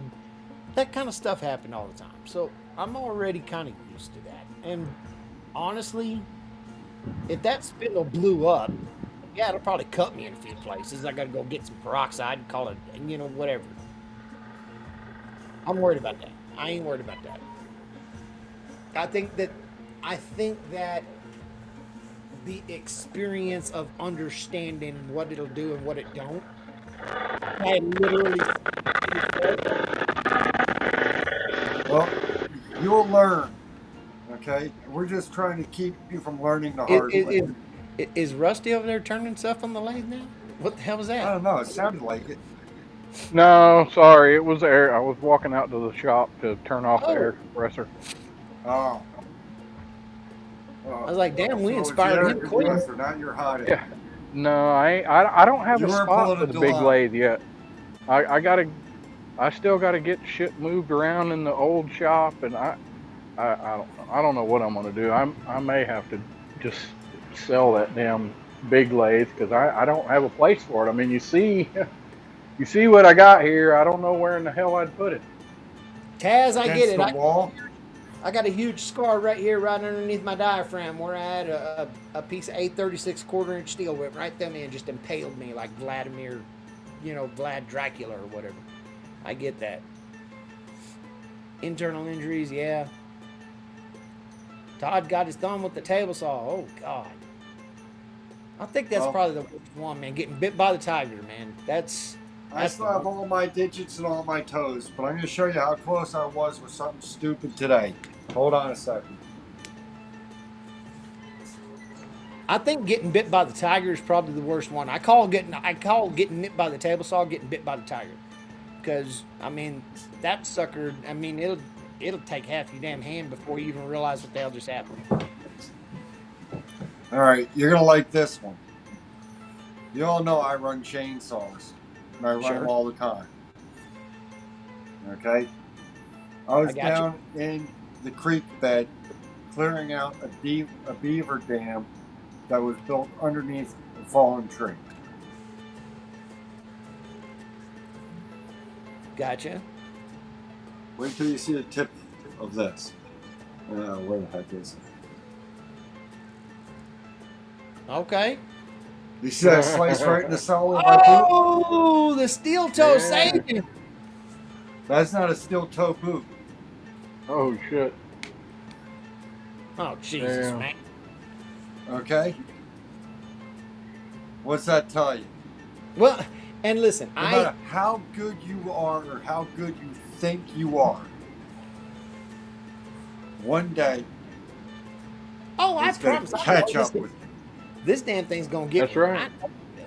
I know it will. Just from turning yeah. that one middle of the night, that damn thing's gonna That's- get me ass. I already know it. That's why But- I'm telling you. Okay? I'm not even worried about it. I mean, hell, Respect the equipment. I'm sitting Oh, here yeah. leaking down my damn legs. I mean, I'm smelling. Shit. So I that you said that, Pat. I was watching a YouTube video of a guy that climbs those towers, those radio towers for a Right. living, and they go up and they clean them and do all that shit. And the guy he Change was light with, bulbs in the top, $150,000. well, they clean them. a shot. Yeah, that kind of stuff. And they were cleaning. They were going to repaint this tower. And the guy that taught him, 35 years in the business, he's seen him make one mistake, one lapse of judgment, and that was it. That was the end of his life right there. 1,000-foot You tall. know, That was it. You know, and Are you and giving me it- fat cat back? You're a fat kitty old again. fat cat. shoes been in So- for 8 months. Look at Thank this. you. Thank you. Thank you. Look at this belly. You know what chaps my ass about them people, Rusty? Okay, get him out. What's that? I don't care if they're trained or qualified or they take a class. I don't care if they do that or not. But at the very least, if you're going to send some bitch up 145 feet in the air to go deal with a cell phone tower or whatever the hell, give him a base jumping chute. God, at least throw him a bone, for God's sake. If he comes loose, he starts falling, at least he can rip that damn thing and maybe he'll live. You know what I mean? Right. Yeah. Well, let me ask you this, Mike. Okay? Now, granted, you can get a base jumping chute. Maybe you have enough time to pull it. Maybe you got enough mindset to go ahead and know, hey, I better pull this thing now. Right. But if you don't, put it in front of the camera. But if you don't, do you really want to survive that fall? I've survived 40 feet, and I'm telling you, I've been messed up severely because of it. I think if they're wearing it correctly, they're fine. And I'll tell you why I say wearing it correctly. There was, and I won't get into the specifics of it, but let's just say there's an airplane. I happen to be on this airplane with a bunch of Air Force people, and the plane experiences a bit of a malfunction, and it seems like it's going to You It should not seems be like happy about this. it seems like it's going to fall with style. There's Okay. the other cat, guys. Yeah. Yes, I have five Now there are animals living in this admin people house. wearing Class A uniforms all over this plane. Now at this point, I've already made jumps. It's all fine. I know. You know what I mean. I'm good with the protocol. I know how to do it. What the hell I got to do. But there is a young airman, and she happens to be on the plane wearing Class A's, wearing a skirt, and in an effort to maintain her dignity, she decides to leave her crotch straps dangling down below the level of the skirt so that she doesn't show off her hootie parts to everybody when she jumps off the plane. All I'm going to say is that she didn't make it. No. And it was in very Final Destination fashion. It didn't No. work out at all. Somebody who should have followed directions didn't. So as long as they're wearing it and they know where the pull is, hell yeah. Does it increase their ability to survive by 5%? Yeah, but the hell, I'll take that 5% better than 0. You know what I mean? Yeah. I understand that 100%, but Hell, if that Yeah. 5% ends up letting me glide into a damn power pole, I could at least say, you know what? I gave it a shot. I hit the power lines. I got juiced. I at least tried. Yep. All right, guys, I got to run.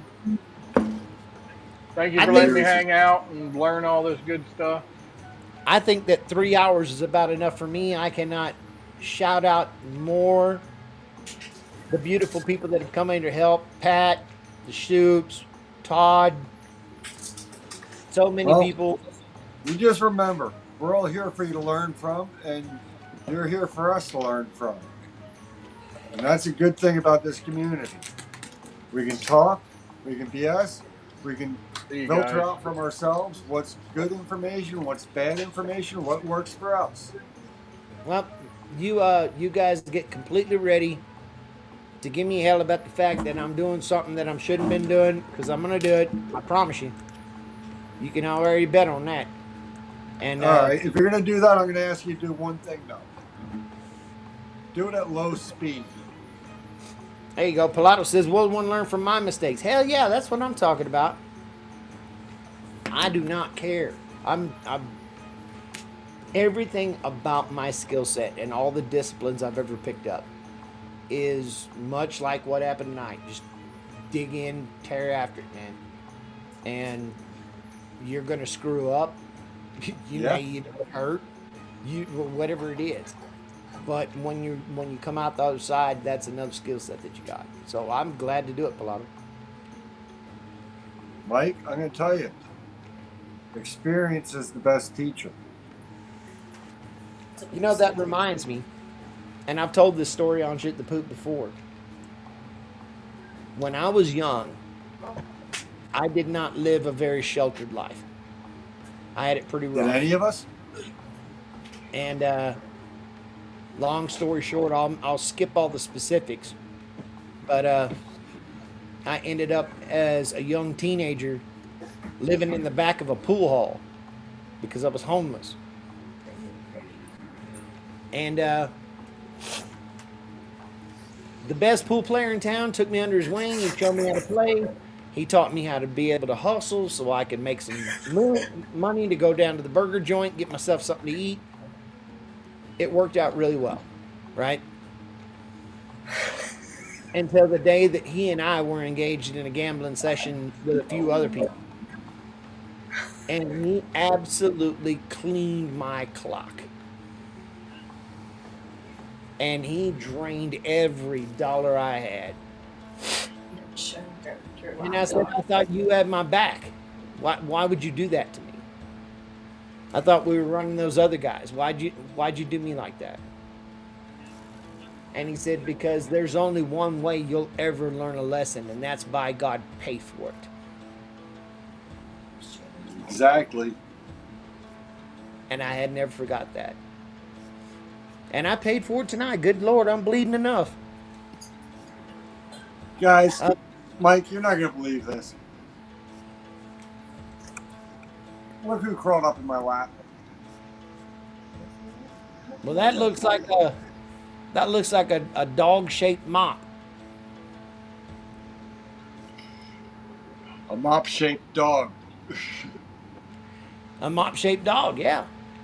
Absolutely, Yeah. Pilato. Pilato was very 85-pound sheltered. lap dog. He had a roof and walls.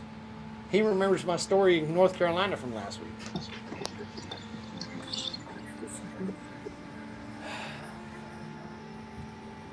All right, so given 2x4s, chat, pipe up if you got something for me. Given that what I got is 2x4 material, what all can I make? Can I make bowls out of 2x4s? Can I make? I mean, I can make. Yeah, you spindles. can make bowls out of 2x4s. Would they You be can worth make it? spokes and spindles out of 2x4s. You can make chopsticks out of 2x4s. You can make toothpicks out of 2x4s. If you can dream it, you can make it out of 2x4s. Okay? The thing is, Mike, you have to, how should I say it politely? You have to master the lathe and the techniques and the mindset of how you're going to attack it before you dive in head first. That sounds awful Okay. boring. Yeah, That sounds awful boring, Pat. it sounds boring, but you got to remember it's your trial and error. That's the second best teacher out there other than experience. Right. And you can't have one without the other. Damn, 6. Damn, I'm leaking right next to my kneecap. That's okay. Mike, you think my shoulders were good like yours? How do you take it, Hannah? I got one for you. Which way are your knees supposed to bend? Laminate some 2x4s together, holes and plates and stuff. Okay. Shine it on my knee. No. Oh, God. Your knees are always supposed to bend this way, right, Mike? Sure. Unless you blew the ACL. Well, hell.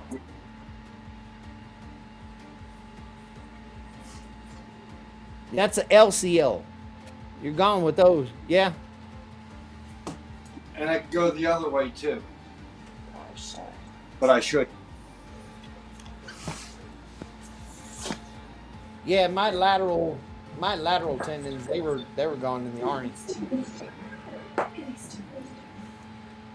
Anybody got other pieces of wise? So tell me, Mike, do you really think that everybody needs to follow on my footsteps? Oh, hell. And I've never had surgery on any of my joints, my back, or my neck. Don't do a yoga class with Pat. Yeah, that's a good. No, I've said this since I was 25, Pat. Don't worry about trying to follow in my footsteps. Watch my footsteps and find out where to step and where not to step. I keep telling everybody else. I'll show you plenty of lessons. Watch what I do and learn what not to do.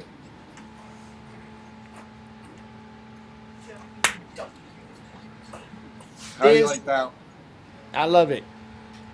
This has been a hell of a good time. I wish Alex was here from the Blessed Carpenter. Funny stuff. No. I tried to be cool, and I tried to order him a set of end mills for his new CNC. And what the hell did they do? They mailed them to me instead. Gotta love it. Nice.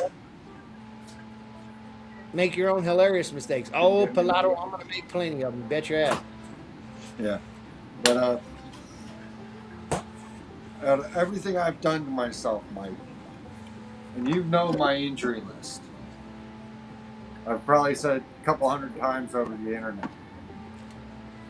Between my 8 breaks in my back, the 2 on my neck, my shoulders are shot, my knees are toast. Okay? I have never had surgery to correct any of it. Right. And I don't intend to. Hell, I think we're all blown out one way or the other. I mean, it's the nature of the difference between. Yes. Thank you again, Bill. Appreciate it. Yeah, Plato. Exactly. Don't make the same mistakes I made. Make your own hilarious mistakes. Yeah, I agree with that. It's the difference between us and this generation now. I mean, good Lord, they'll go to the doctor for anything. And then look at me stupid when I say the doctor isn't necessary. Well, that's true. You and I grew up at a time where we licked our own wounds and we pieced ourselves back together and we kept going. Amen. Okay? Today's generation, they stub their toe and they run to the doctor. But by the same token,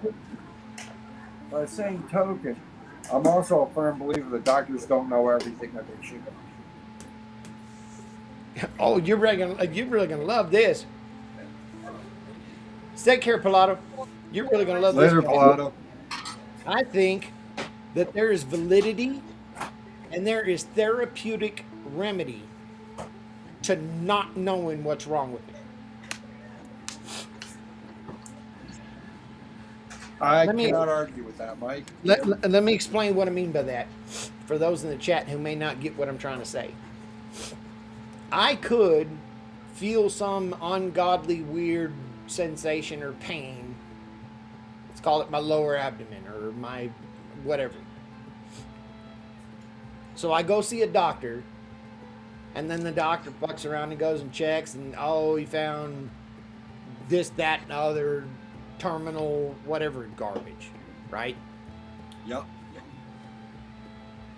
What does that do to my ability to adapt and survive? What it's done is given me license to resign. Oh, well, the doctor says I'm going to croak, so I might as well just croak. Don't worry about it. And that has a physical reaction on my body. Where if I would have not known, my body may have adapted. My body may have given me more time. My body may have found a way to circumvent what the hell was going on. I could say that to a degree, yeah. Okay. I'm trying to think of the guy's name. A welder that I worked with. Hold on. Darren's got a really good question. Mike, question. I'm going to go buy a bandsaw. Same one like we have, but might be in better shape for 150. Would you do it or get a better one? Is it that tilt head, like the 1.5 horsepower, like the one I've got?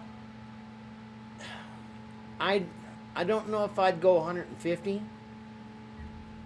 I think the current market would probably let you pick it up for 100, maybe even 90. I think you can probably do better getting in there like that.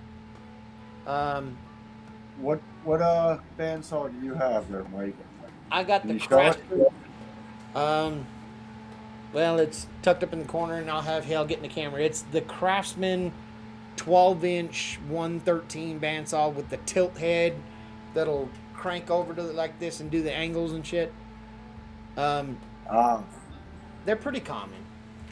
Early 80s. Early 80s. I'm thinking about the ones that we used to use at the machine shops. There were a 12-inch bandsaw for cutting rebar, and it would come down like a scissor. It's not Lawrence, that. good to see you, friend. No, it's not that one. No, it's okay. It's a little 12-inch bandsaw, but they built this really cool custom case around it, and then they gave it this pivoting mechanism on a rack and pinion that lets you crank the whole head over so that you can cut things at a bevel or an angle. They're pretty common, 93-inch blades. Not hard to find blades for them anymore. You can get them on Amazon for like $12. Yeah, I don't know if I can go 150 on it, Darren. I don't know if I could.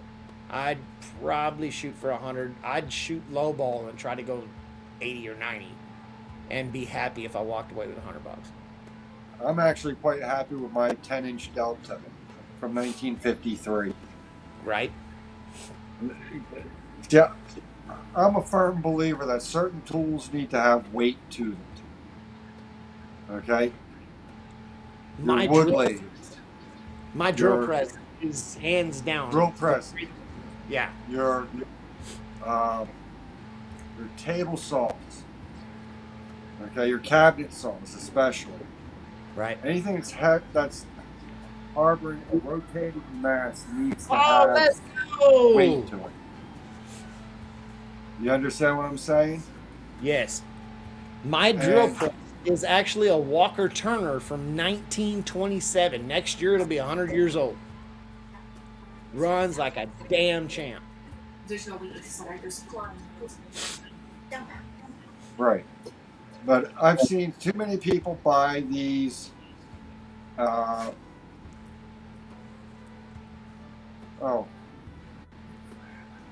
don't want to sound politically incorrect here, but the Chinesium, right, Taiwanese bandsaws that are made out of this really lightweight aluminum. They expect them to hold up and perform with the spider web centered like old cast iron units. Yeah. Okay. It's actually probably a magnesium, titanium, it's whatever. centered. It's sintered metal is what it is. Yes. Cast it. And Yeah. I'm sorry. They don't perform the same, and they never will. They're not meant to. Okay. Darren, did that answer the question about that bandsaw? I hope you can get it there, dude. I mean, if you can get it to $100, I think you're gonna be good to go. Unless, well, let me say it this way: They're being mass produced. Yeah. They're not if supposed to. for if he's live. gonna throw in a bunch of extra shit, like he's gonna give you a bunch of blades and shit that goes with it, then maybe I'll think about 130, 150. You know, I mean, if depending on what he's gonna throw in with it. I'm bored. I'm ready to go.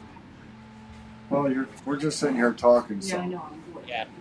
The other fun fact, Darren, so you know. All right. Well, Mike, I got somebody here that's going to join in for a little bit. Okay. She doesn't want to be in. She just wants to listen. And my daughter Abby is here. She's been on live with me making some hairpins. Hello, daughter Abby. Other stuff. She just had her first driving lesson today. Aw. Yeah. Daddy's little girl's growing up. Darren, if you needed to know this, this is kind of a weird fun fact. But that 113 bandsaw, the table saw fence from the 113 will fit that bandsaw. It's completely interchangeable. It's the same damn part. Hey Keith, how you doing, buddy? So Hey, Mike. I bought 3 113s in total. I've got 2 of them still here, and I took that extra fence and I threw it onto my 113 bandsaw so that I can resaw and shit. Mike, got a question for you. What's up? On your bandsaw, aside from the miter, or aside from the fence that you can put on it, does it have the groove for the miter? It does. Okay, that's the only thing I miss on my Delta. The only thing I can go ahead and set up a rip fence with a couple of channel locks or C clamps or whatever on a piece of straight edge. But as far as that miter gauge, that should be on a standard feature on all bandsaws. Well, I have a love-hate relationship with the fence and the miter gauge for the bandsaw. Because whatever the hell I do with it, I know I got to compensate for blade drift. I know it's going to, you know what I mean? It's going to go squirrely on me. Yeah. And I'm going to have to double back. I'm going to have to hit it with a sander or some kind of stupid shit and get it in. That's the nature of the beast. Right. But that's the nature of the beast. I did have a lot of luck with that 113 fence. But I had to do so by going incredibly, miserably slow. Yes. It will track and it will do its thing, but you're going to be there forever in a fucking week before it's done. I mean, oh, that's with any bandsaw. Yeah. Biggest mistake people make with bandsaws is they overfeed them. 9 times out of 10, people overfeed the bandsaw for its speed for cut.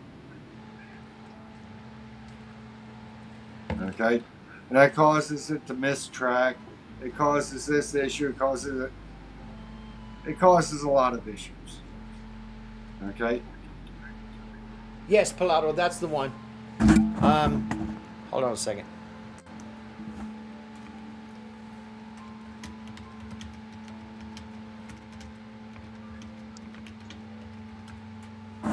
I'm sorry if you catch me looking down to my right. I'm not looking at a computer. No, I'm looking at the iPad so I can also read the chat. You know how we were talking about guys, their eyelashes a while ago? This guy just said, What? look at, it's a guy. Yeah. Eyelashes, oh my god. I'm gonna draw. Here we go. I'm gonna give a link in the chat to the image. Oh my god, never mind. I can't. Here we go. I have a screen share. What the hell is the matter with me? Hold on. Let me change to the screen.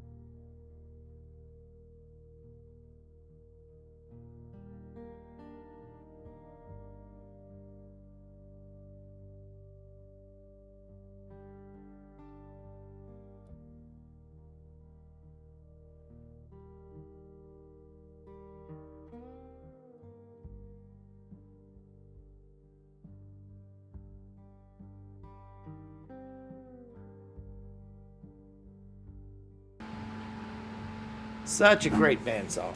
It really is. Can you hear me The only again? thing I wish about that bandsaw that was different, that's an aluminum table, isn't it? Yeah, it is. And I there's wish it two was a cast piece. there's two styles of it. One will come with a full caged base, like a box. And the Yeah. other one comes with them damn broke sheet metal legs, like the one in the picture. Oh, Yep. God. I hate those damn stands. Well, you haven't seen my bandsaw. You know what mine's mounted on? Mine's mounted on a Say an end table. Two- Please say an end table. Mine is actually just mounted on a 2x4 depth box. And I was sitting on top of my cabinet saw. Nice.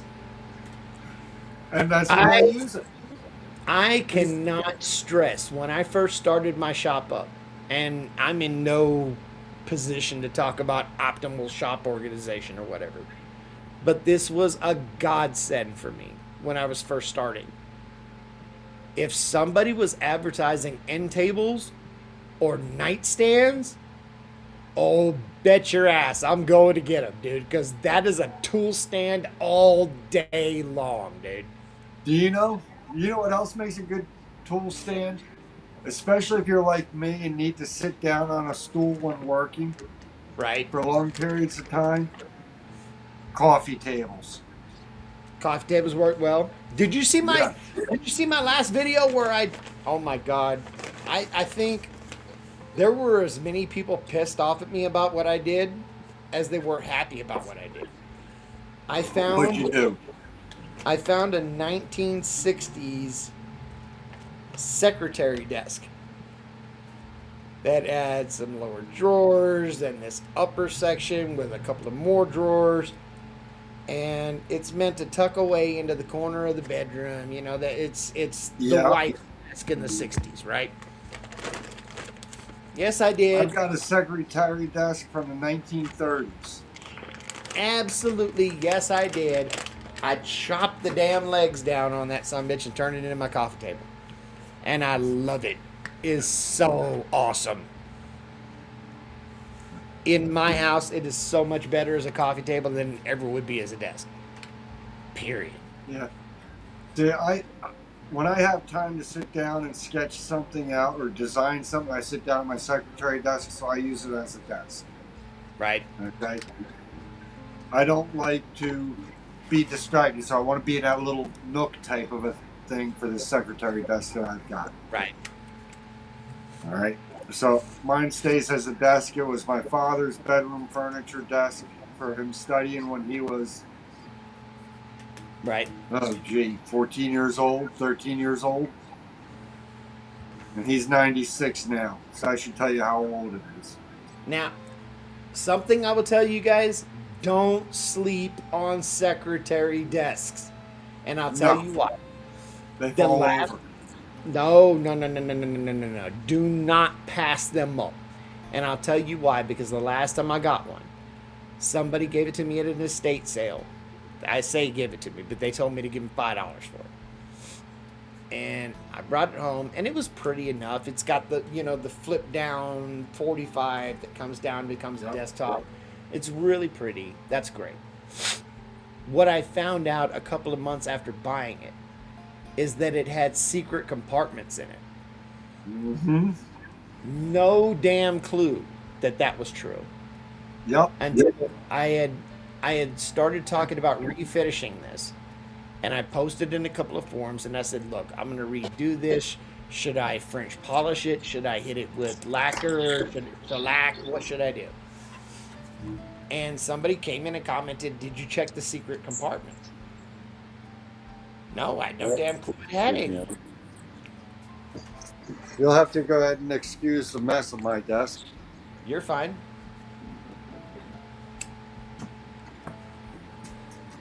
And I talked about it on a live probably about 4 or 5 months ago.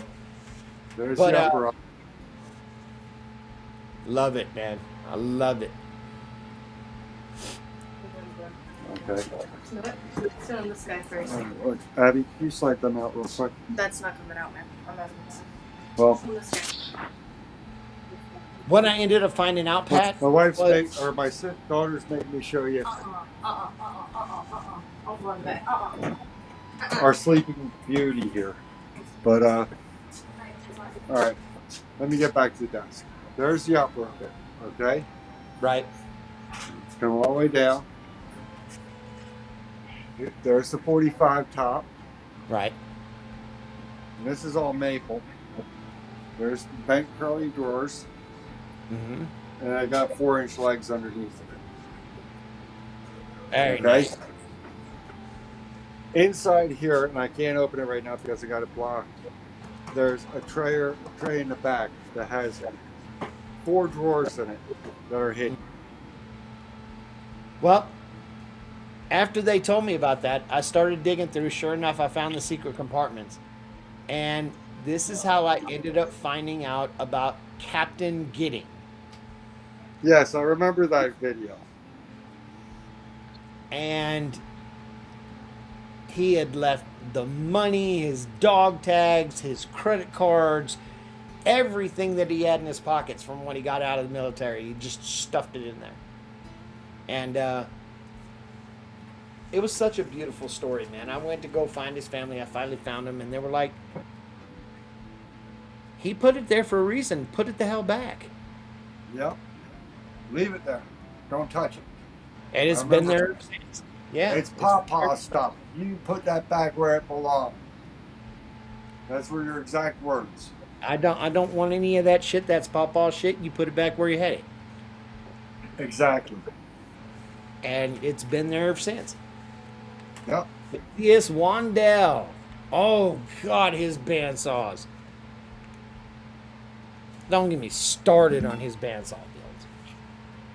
But all I'm going to say is, Mike, when it comes to the lathe, have fun with it. Enjoy it. Do not rush yourself with it. Okay? Do not rush yourself with it. Take your time. Learn. You guys heard them words. Lawrence, Pilato, Shoot. Y'all hear him? Do not rush yourself. Take your time with the lathe. You know I'm going to tear into this with reckless fucking abandon. It's going to be goddamn ridiculous. But, yeah. Pat warned me. Y'all can record it. He did indeed. I got notation of it. I'm not ashamed to tell you. Okay? Get out there and play with it. Make your toothpicks. Make your bowls. Make your projects. Okay?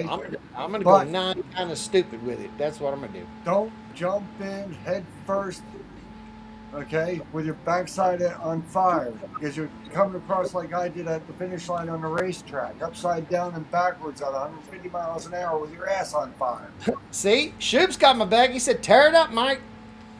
I wish Delauder was here. Get out there and do his ass would be like, Delauder would be here like, Mike, Jesus, let's go.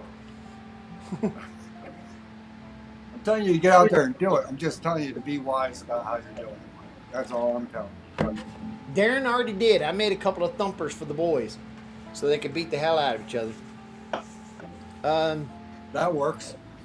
But I kind of cheated, or maybe I didn't cheat. I don't know how the hell it works with lathe people or wood turners.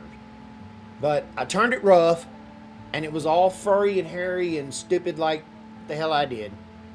And then I sat there for 20 minutes with a damn 60 grit sandpaper strip and just until the damn thing turned out smooth. And then I handed it to him. Well, all I can say is as you get better material, you get better time and better skills, you'll have better product. I bet I probably sanded off about as much as I lathed off. Let's just be honest about that. I brought that when dad shit. You know what I mean? Well, I'm gonna be the first to admit, when it comes to my wood lathe, I'm probably rustier than it was. Shoop said, hell, that's how it's done. Shit, get That's in there right. and tear the damn sandpaper, man. Just get after it. That's right. That's the way it's done. Okay? The smoother you can turn a product means less time you have to spend sanding it. But by the same token, if You're just starting out. You're not going to be that smooth, so you're going to be good with sanding. If you hate sanding, you're going to learn how to turn smooth. I love it, right? man. It's like welding, man. A welder, hey, look, a grinder and paint make me the welder I ain't. Exactly. I get it. Exactly. Yeah, that's it. Then you get to have Oh, Lord. Oh, finishes and everything else, and how to make them shine on the lathe. Oh, Lord. We're in trouble now. Jeez, Pat. Oh, what'd you do, Mike? You Everything. That's appropriate, Mike. Oh, no, you need to put me back over your head. Everything is hell in a handbasket. Pilato don't showed up. Good God. What's up, brother? How you doing, man? Oh, good, you know, just chilling here, trying to avoid some work that I'm supposed to be doing. I'm gonna jump right in it, man. How's the baby? Daughter's doing well. Baby is, she is our baby girl, but she is 16, so not that young. But she's doing a lot better. So I spent the last couple of nights at the hospital with her, and doing way better. You know, she's out of PICU. She got off the ventilator, got extubated on Sunday, got out of PICU a couple of days ago. She's up, she's doing stuff. You know, she's still working on dexterity and, being able to do things with her fingers, being able to lift herself up. You know, she was able to kind of maneuver her way up to sit up earlier today for the first time on her own. Glad to hear she's doing better. Yeah, and trying to work on mobility and strength, and her voice is slowly coming back. But I was gonna say, any bad stuff from the extubation? Listen, in '95, I had my back shattered, and it didn't go well. I was in 577. I got pinned up, and it shattered my back up, and I was out for almost 6 months. And my extubation was awful. A lot of it probably had to do with the fact that they went a little too far with it, and they went too far down into my trachea with it. Okay. So I was in hell in a handbasket for a while. Yeah. And I hope that didn't happen for her. That's what I'm asking. Did they have you sedated during your intubation period? Partially. For the first good portion of it, maybe 4.5 months, I was out. Mm-hmm. But then when they started trying to bring me back around, I mean, first off, being intubated is absolutely horrible. If you've never done it, 0 out of 10 would not fucking recommend. All right. Understandable. I will be back in a minute, guys. All right, Pat. Thanks, Pat. Yeah. So how long were you intubated for? What's up? How long were you intubated for? Almost 6 months. Almost 6 months. Holy crap. Yeah, I was pretty wrecked, dude. Man. I don't know if you can see it. I'll try to point it out. But I had my back shattered, and I had shrapnel, and it went from here straight down.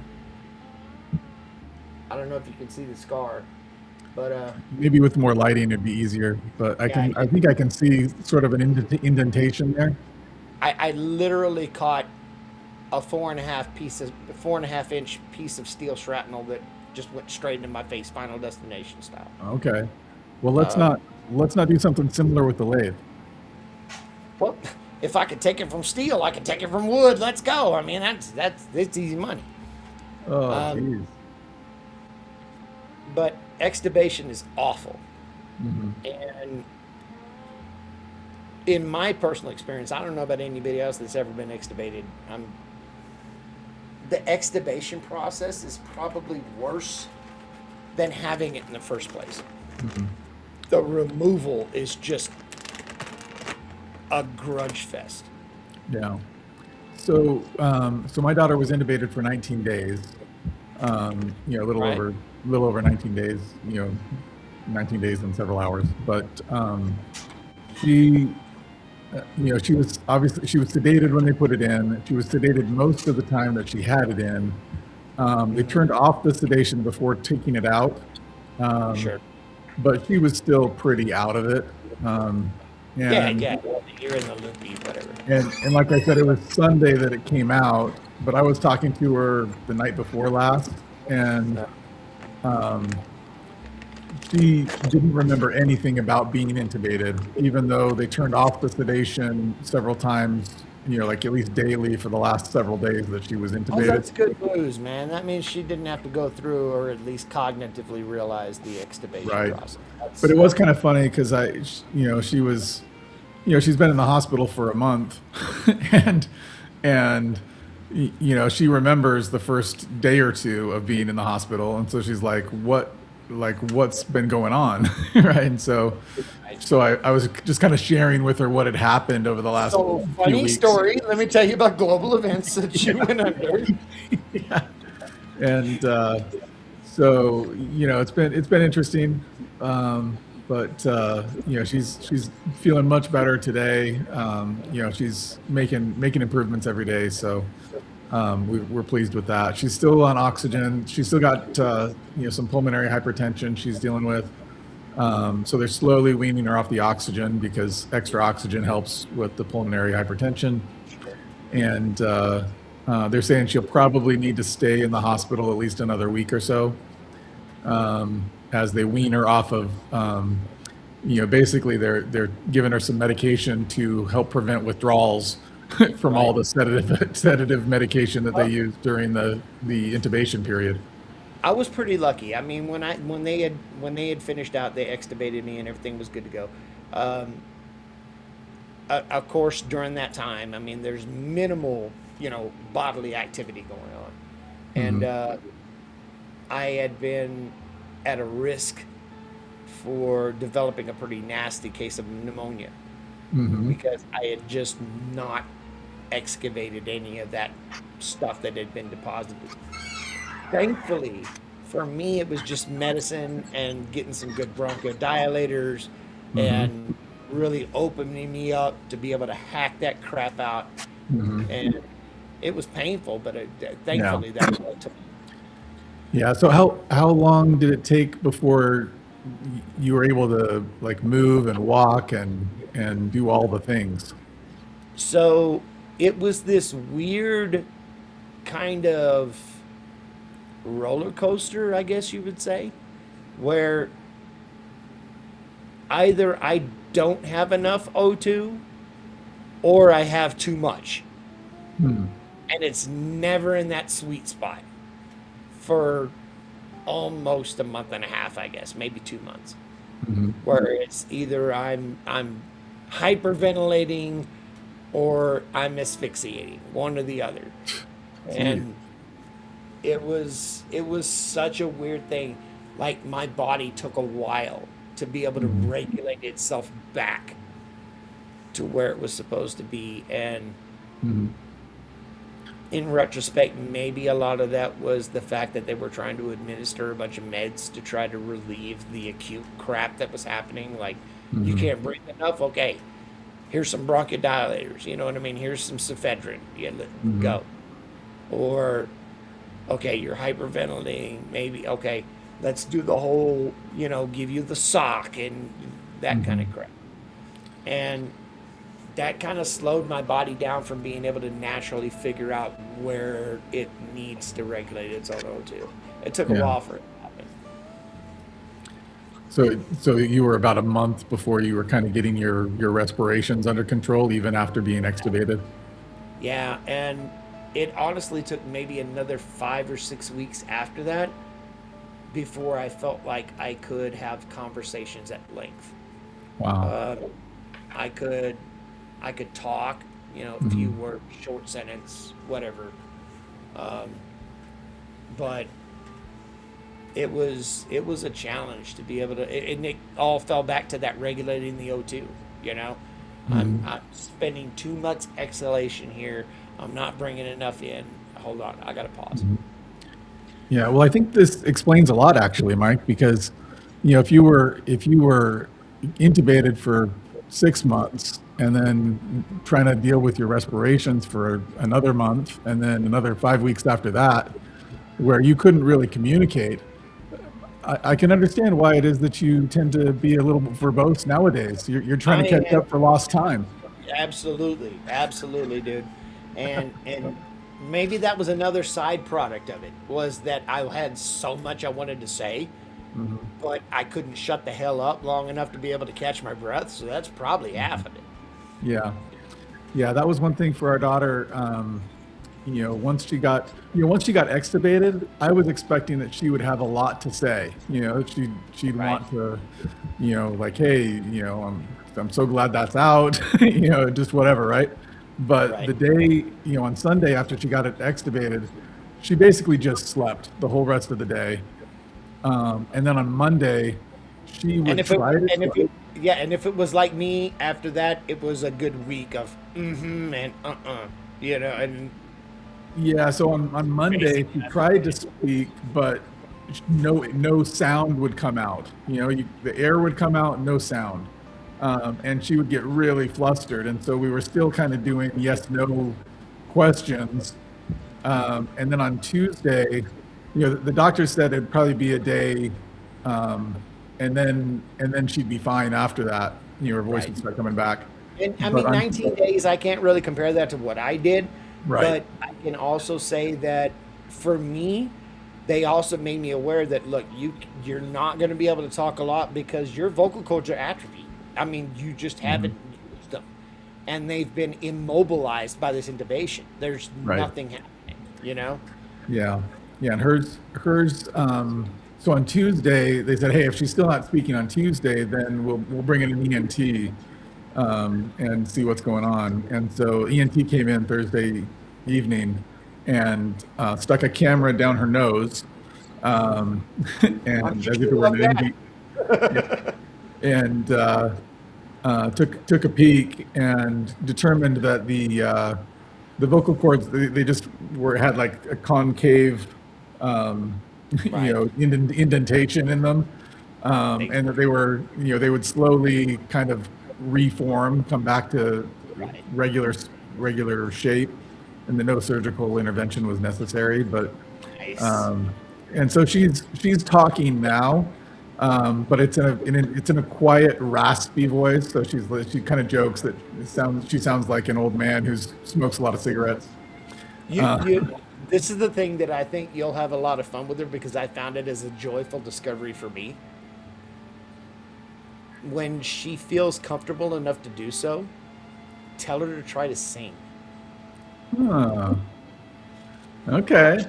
She will find that she's got a vocal range she didn't even exhibit before. Funny. Yeah, the only exposure she's had to singing so far is telling me to stop. So Right. Well, yeah, you. I think we've had that experience with all of our children.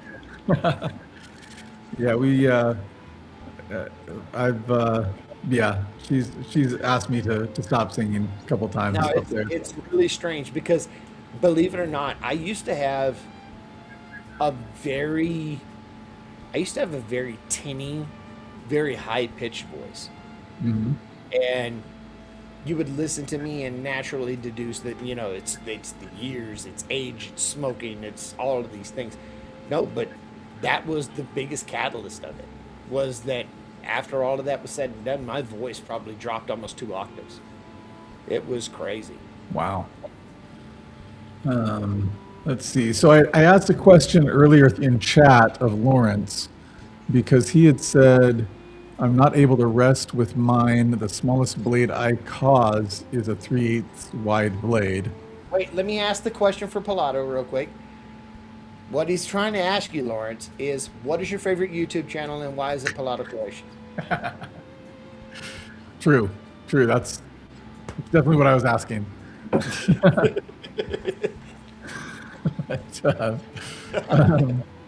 so I asked, what do you mean you're not able to rest with it? And his response was, I have to reset guide with the bar that raises the safety guide. Resaw is what I meant. Yeah. He tried to type resaw, but it auto-corrected to rest. Mm-hmm. Okay. So let me, all right. So I'm not able to resaw with mine. The smallest blade I cause is a 3/8 wide blade. So really, you can only, the 3/8 is the smallest blade you can use. I mean, not that, you know, for resaw, I think 3/8 is probably fine for most stuff, but This the is funny largest. because I haven't really got into bandsaw in my videos or any of my teaching, but I wanted to talk about, because he said 3/8 is the biggest width you could get. The width of your blade isn't even the factor that stops or allows you to be able to resaw correctly. The whole profile is based on the TPI. If I've got a big 4 to 6 TPI with big gullets and large teeth that can let me evacuate a lot of material, then I'm going to resaw better. Even if the blade is a quarter inch, it's not going to matter. Yeah. Tooth per inch with large gullet is what you're after on that. Yeah, I will say, however, on top of that, though, having a wider blade, okay, than 3/8 will help with the tracking while you are It'll resawing. keep it steadier for sure, because you'll stay in the curve. Yes. Yeah, but you need the ability to evacuate the sawdust. Yeah, If not, you're going to be all over the place. Yeah, somewhat foolishly, I picked up a carbide blade for that Craftsman for resaw. It's a 1/2 inch, which is the maximum width on that 12-inch Craftsman bandsaw. It is a low TPI count. I can't remember what it is exactly. It might be 3 or 4. It might be alternating 3 and 4. I don't remember. But now I have a different bandsaw that I am probably going to be using for resawing. So that that carbide blade probably isn't going to get a lot of use, since it's, you know, with the smaller 6-inch capacity. But we'll see. But okay, I just wanted to make sure I understood what you were saying, Lawrence. And now that I understand what you're saying, I got a nice question for both of you. Uh-oh. Whoa, before you ask, Pat, I need a beverage, because I am plumb out of this sparkling ice. So let me go grab something. I'll be right back. And while he's doing that, I'll tell a funny Mormon joke while he's away. You know how you can tell that you spotted a Mormon near a convenience store? 13 wives walking behind them? Because they're drinking Dr. Pepper out of a brown paper bag.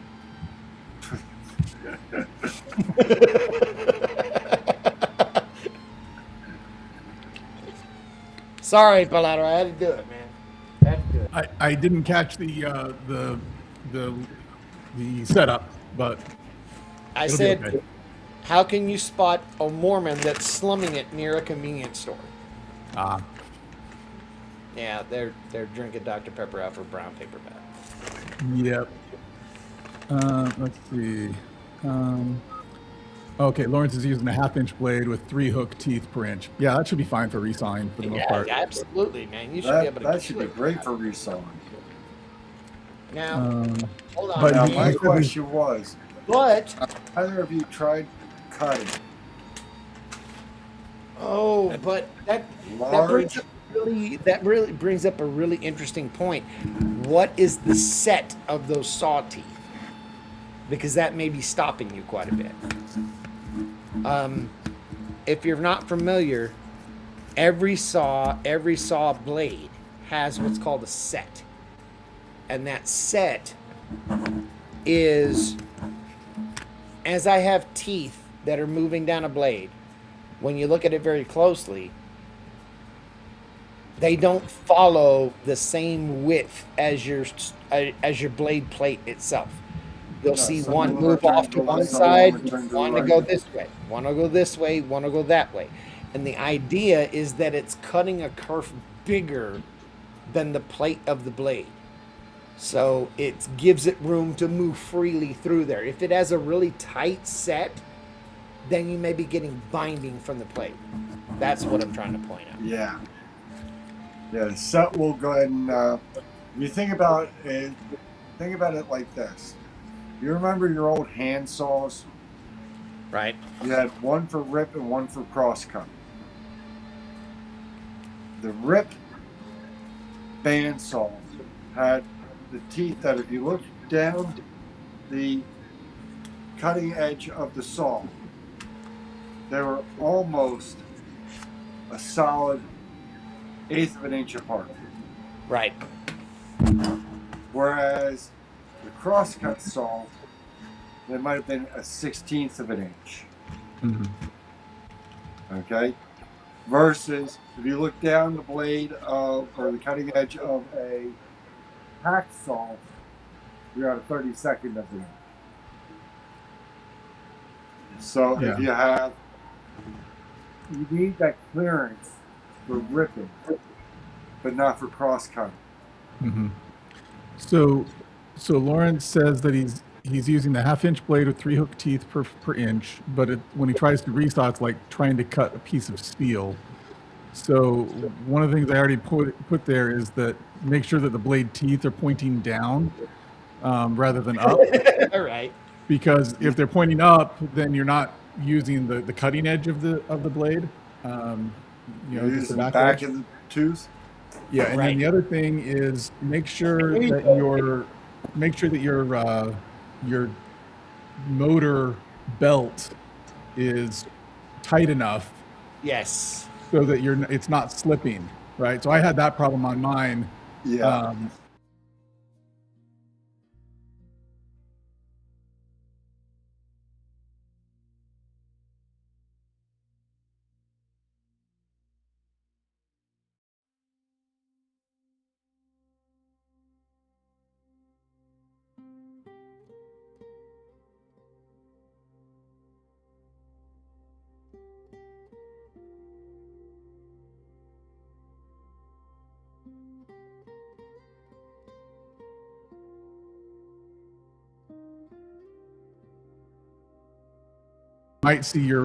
You might see your blade actually stopping mid cut if you don't have enough friction on your blade on your belt.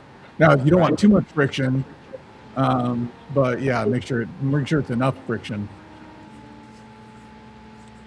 The other thing is if you have these quote unquote divorced motors that are belt driven, right, make sure that the motor has ample horsepower for your saw that you're running.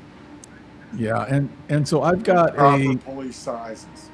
Yeah, so mine is a 1/2 horsepower motor, so not particularly powerful. But once I properly tensioned the belt, I was able to get through that cherry wood with no problem. I've resawed some oak and other stuff. Not really thick oak. Maybe 2 inches, 1.5 2 inch wide.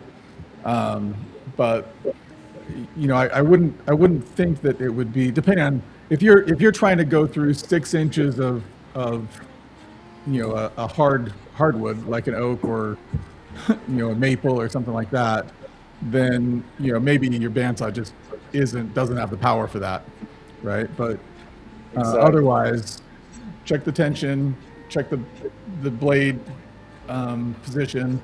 I will say this: most of the 10, 12, and 14-inch band saws are going to be hovering right around 1/2 to 2/3 horsepower. Okay, majority of them are going to be 1/2 horsepower, and they should be a 1250 RPM motor. Yeah, mine's a 1725 RPM. Okay. Yeah, 1725 is pretty standard, and then after that, then I think the next step up is what, a 3450 or something like that. 3450. Yeah. Yeah, because I looked at increasing getting a bigger, more powerful motor for it, but it seemed like everything that I was looking at was a 3450 RPM. So then I was like, okay, well, I'm going to have to resize the pulleys. Get you a treadmill motor. There you go. Variable speed. Let's go. That's not always a bad thing. Now, what True. I've seen is, and the way I've handled that is, the drive pulley, I've actually downsized it to compensate for the larger RPM. Sure. So if I had a 4-inch pulley on it, I'd go down to a 2.5-inch pulley. Mhm. Right. Yeah, on the but motor. the pulley I have on there already it's already pretty small.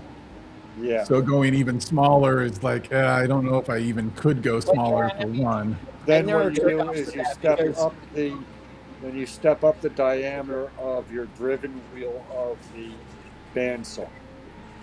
Lawrence, Or there's you do both. Lawrence, there's actually a really incredible video. If you'll look him up, his name is Jeremy Fielding. And Yeah, I've watched his stuff. He's really good.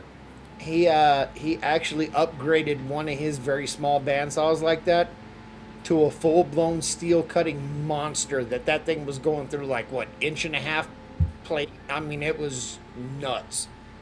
And it would do that. It would go through 6x6s like they were butter. I mean, it was unreal.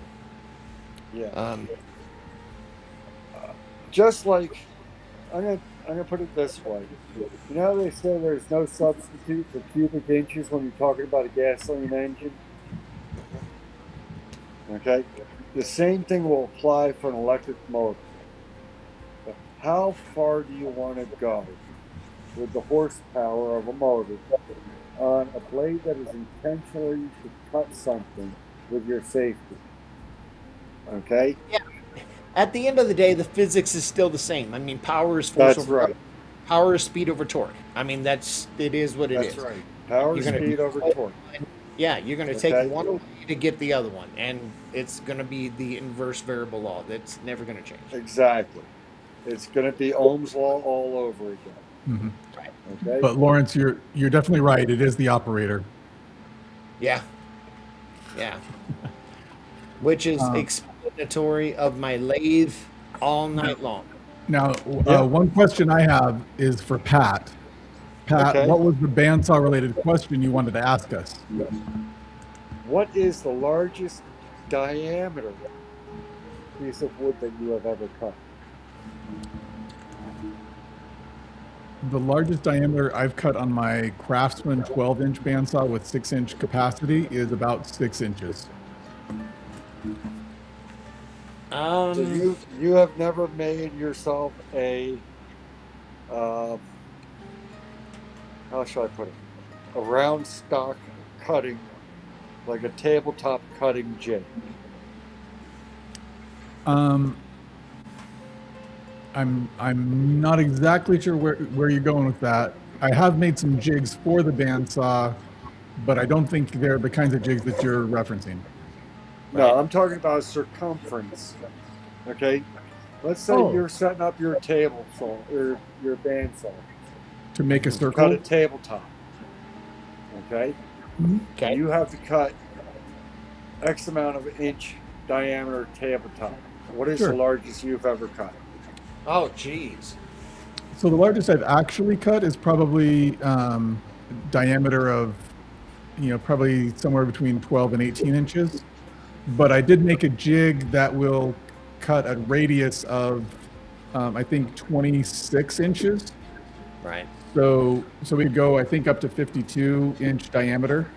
But, that would be, I'd probably need somebody else in the shop to support the other side of the, of the, I think the biggest I've ever cut was 72, but that wasn't on the bandsaw. It was on the table saw. Okay. Where I'm cutting segments, and then I'm cutting and cutting and cutting, and then it's a dodecahedron, and then trim. You know what I mean? And slide the corners off. Now, The big circle jig. I was working at a friend's wood shop, and he had a custom ordered tabletop that he had to make round. He had what the heck was that? It was one of these small, like Delta 4-inch porta bands. Lawrence Bandsaws. on a 30-inch. Gotcha.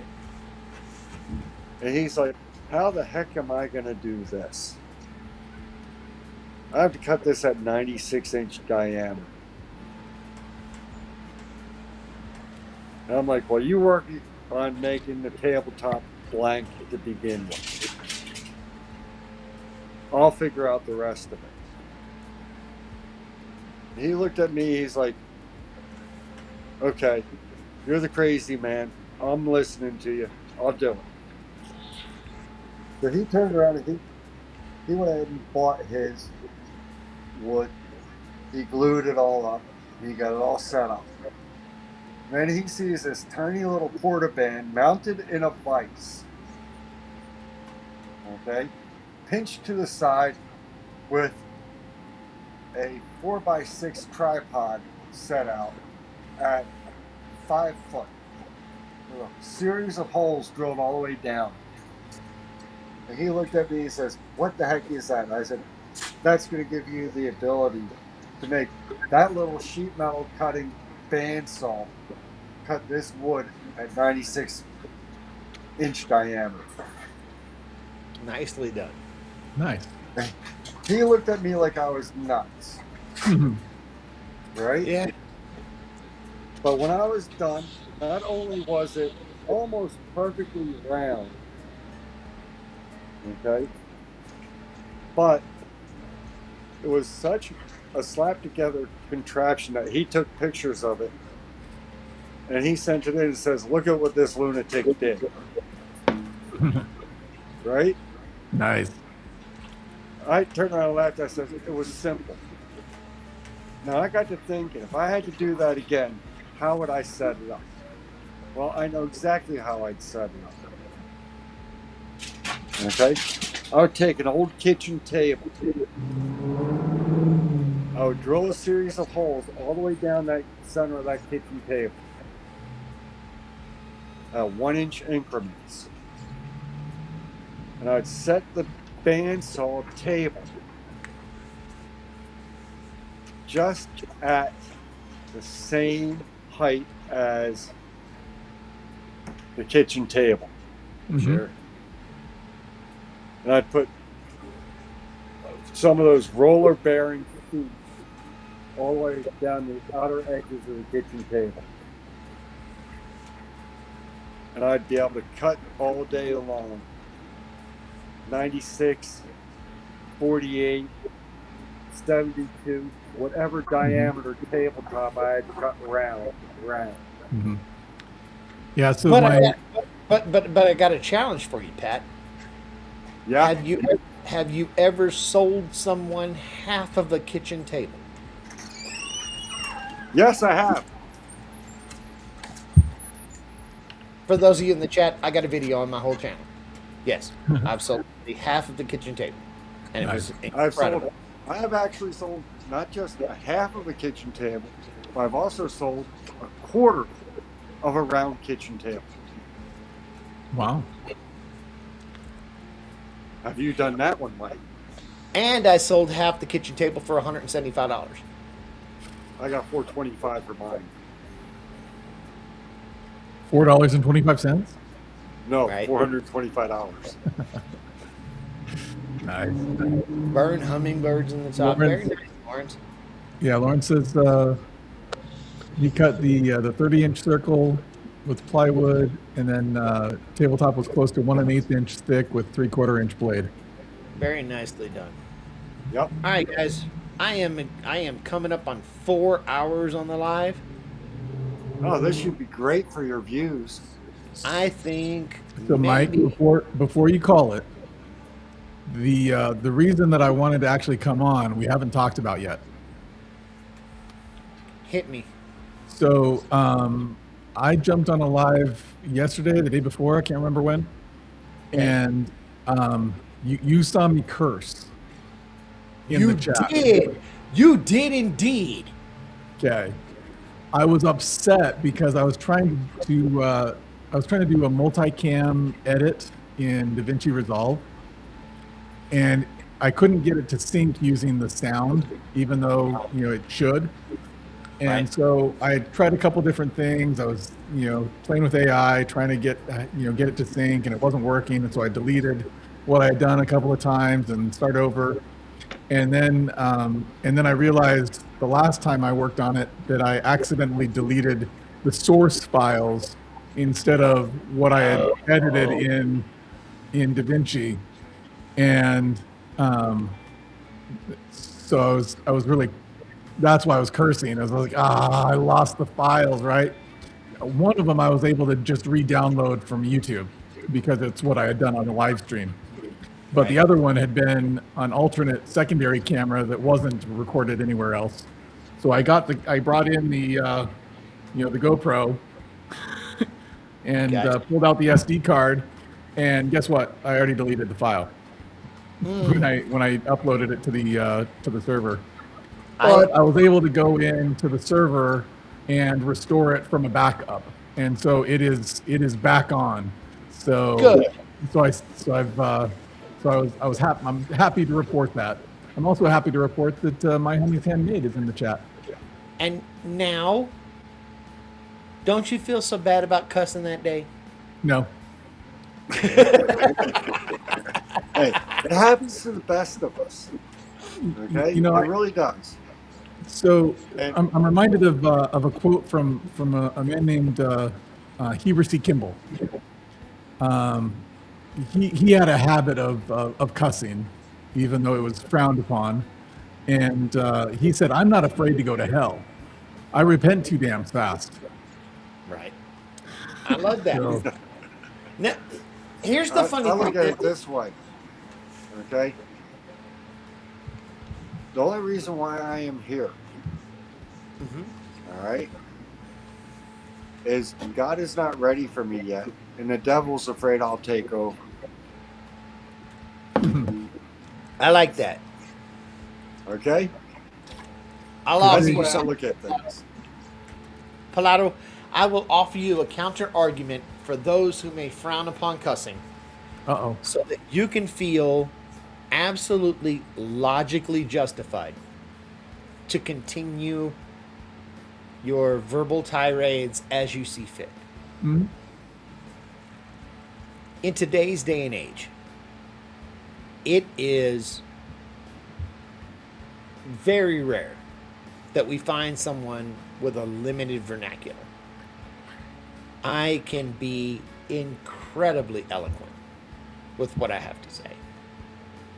And the internet allows for many people to feel the same way. They've got a large vocabulary. They've got a lot of words they can choose. I propose that cussing is merely an extension, an accentuation of sentiments that we will not be able to communicate otherwise. Let me offer you an example. I spent 8 hours trying to build this video. It failed. I deleted it. I am so mad.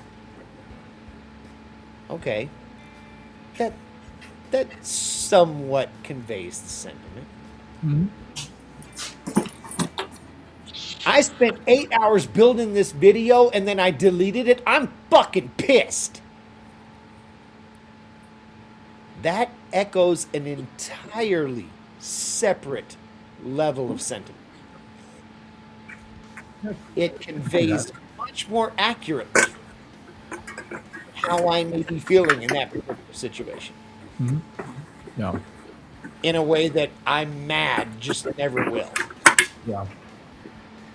Yeah, I've definitely let some cuss words fly. In fact, I've got at least a short, maybe a video out there as well right now that in which I've got a cuss word flying. Nice. But for the most part, I try to keep the language clean. Right. But as my mama and daddy taught me. But I figure if it's in the Bible, it's okay to say. Right, and I get the whole cultural thing about like blasphemy, taking the Lord's name in vain. I mean that kind of stuff. That's a whole different animal, right? Yes, it is. But as far as me stubbing my toe and screaming "son of a bitch," I mean that's a whole different animal. I mean that's. Mm-hmm. I think that is merely, like I said, an extension of just our basic understanding of the human language. I think at this point, unfortunately, as some people may be grinned by it, it's part of our vocabulary now. Mhm. It is what I look it at is. it this way, Mike.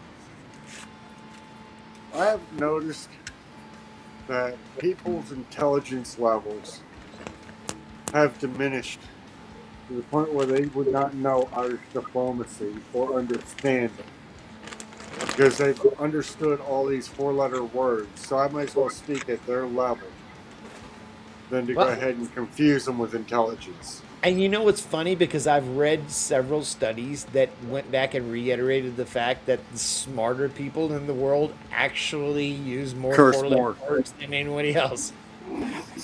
It's because they have to deal with all the idiots. Well, and I think, Exactly. and more importantly, I think that they've grasped that idea of extended vernacular. I mean, they understand that this is a completely different sentiment. And yes, I could use a very eloquent synonym to describe what I'm talking about, but then the odds are you probably don't get what I'm talking about. How about I just keep it simple and say, yeah, this fucking pissed me off. No. You know? Yeah, Cedar Point Woodshop says, I lost a hard drive with years of work. Now I back up, have 2 clouds and a backup for those. And I'm reminded of my information systems class back in college. The instructor there said, you're only as good as the information you've lost. Because until you've lost that information, you don't do enough to protect it and make sure it's there when you need it. Right. Only as good as the information you've lost. All right, gentlemen. I am 4 hours in. I think I'm solid. Yeah, I think I'm heading out myself. Y'all have a good night. It was fun being on here tonight. Trying to explain things to you, Mike, while you're working at the wood lathe. Okay. This has been. I think Paleta will agree that at least a pair of blue jeans instead of shorts, if not a leather apron. Yes. I have finally stopped bleeding, but it's now caked all over my legs. I think as long as if you're going to wear the shorts, just make sure that you let us see the damage afterwards. I mean, if you want to see it, I'll show you, but probably don't. Thank everybody. Appreciate Nobody all wants to see my pasty white legs. Listen. I will not talk about what anybody wants to see about my leg. Thank you guys for being in. Thank everybody for joining, man. I appreciate you guys. Like, subscribe, share, become a member. Whatever you guys want to do, anything that you want to do all the diddly doos. I appreciate every one of y'all. Thanks. Who knows? Guys. Maybe one of these days you'll inspire me to drag my lathe out into the driveway and start turning something. It's been starting to grow legs here in the dining room. Right now it's acting as a cat food table. I love it, man. Everybody have a great night. I'll see you guys in a day. On the all right. Night chat. Everybody, thank you for joining in. Hey, thanks for having us, Mike. Appreciate it. You bet, buddy. Thank you, Mike.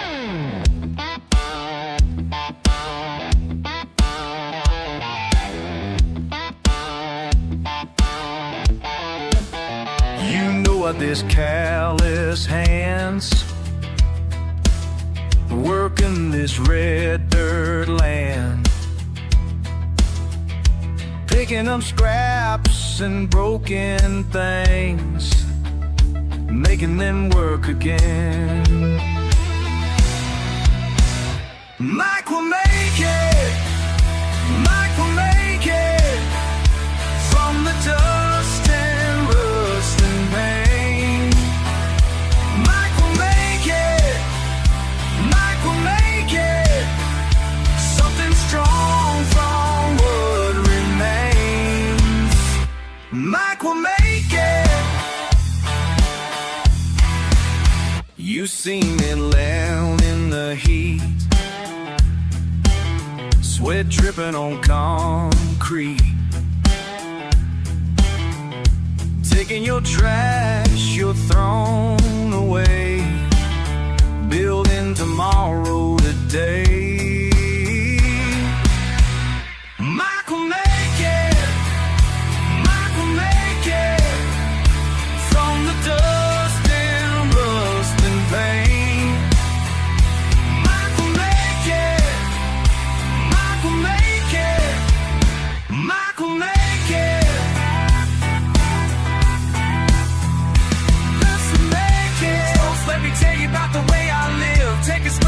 junkyard, got so much to give.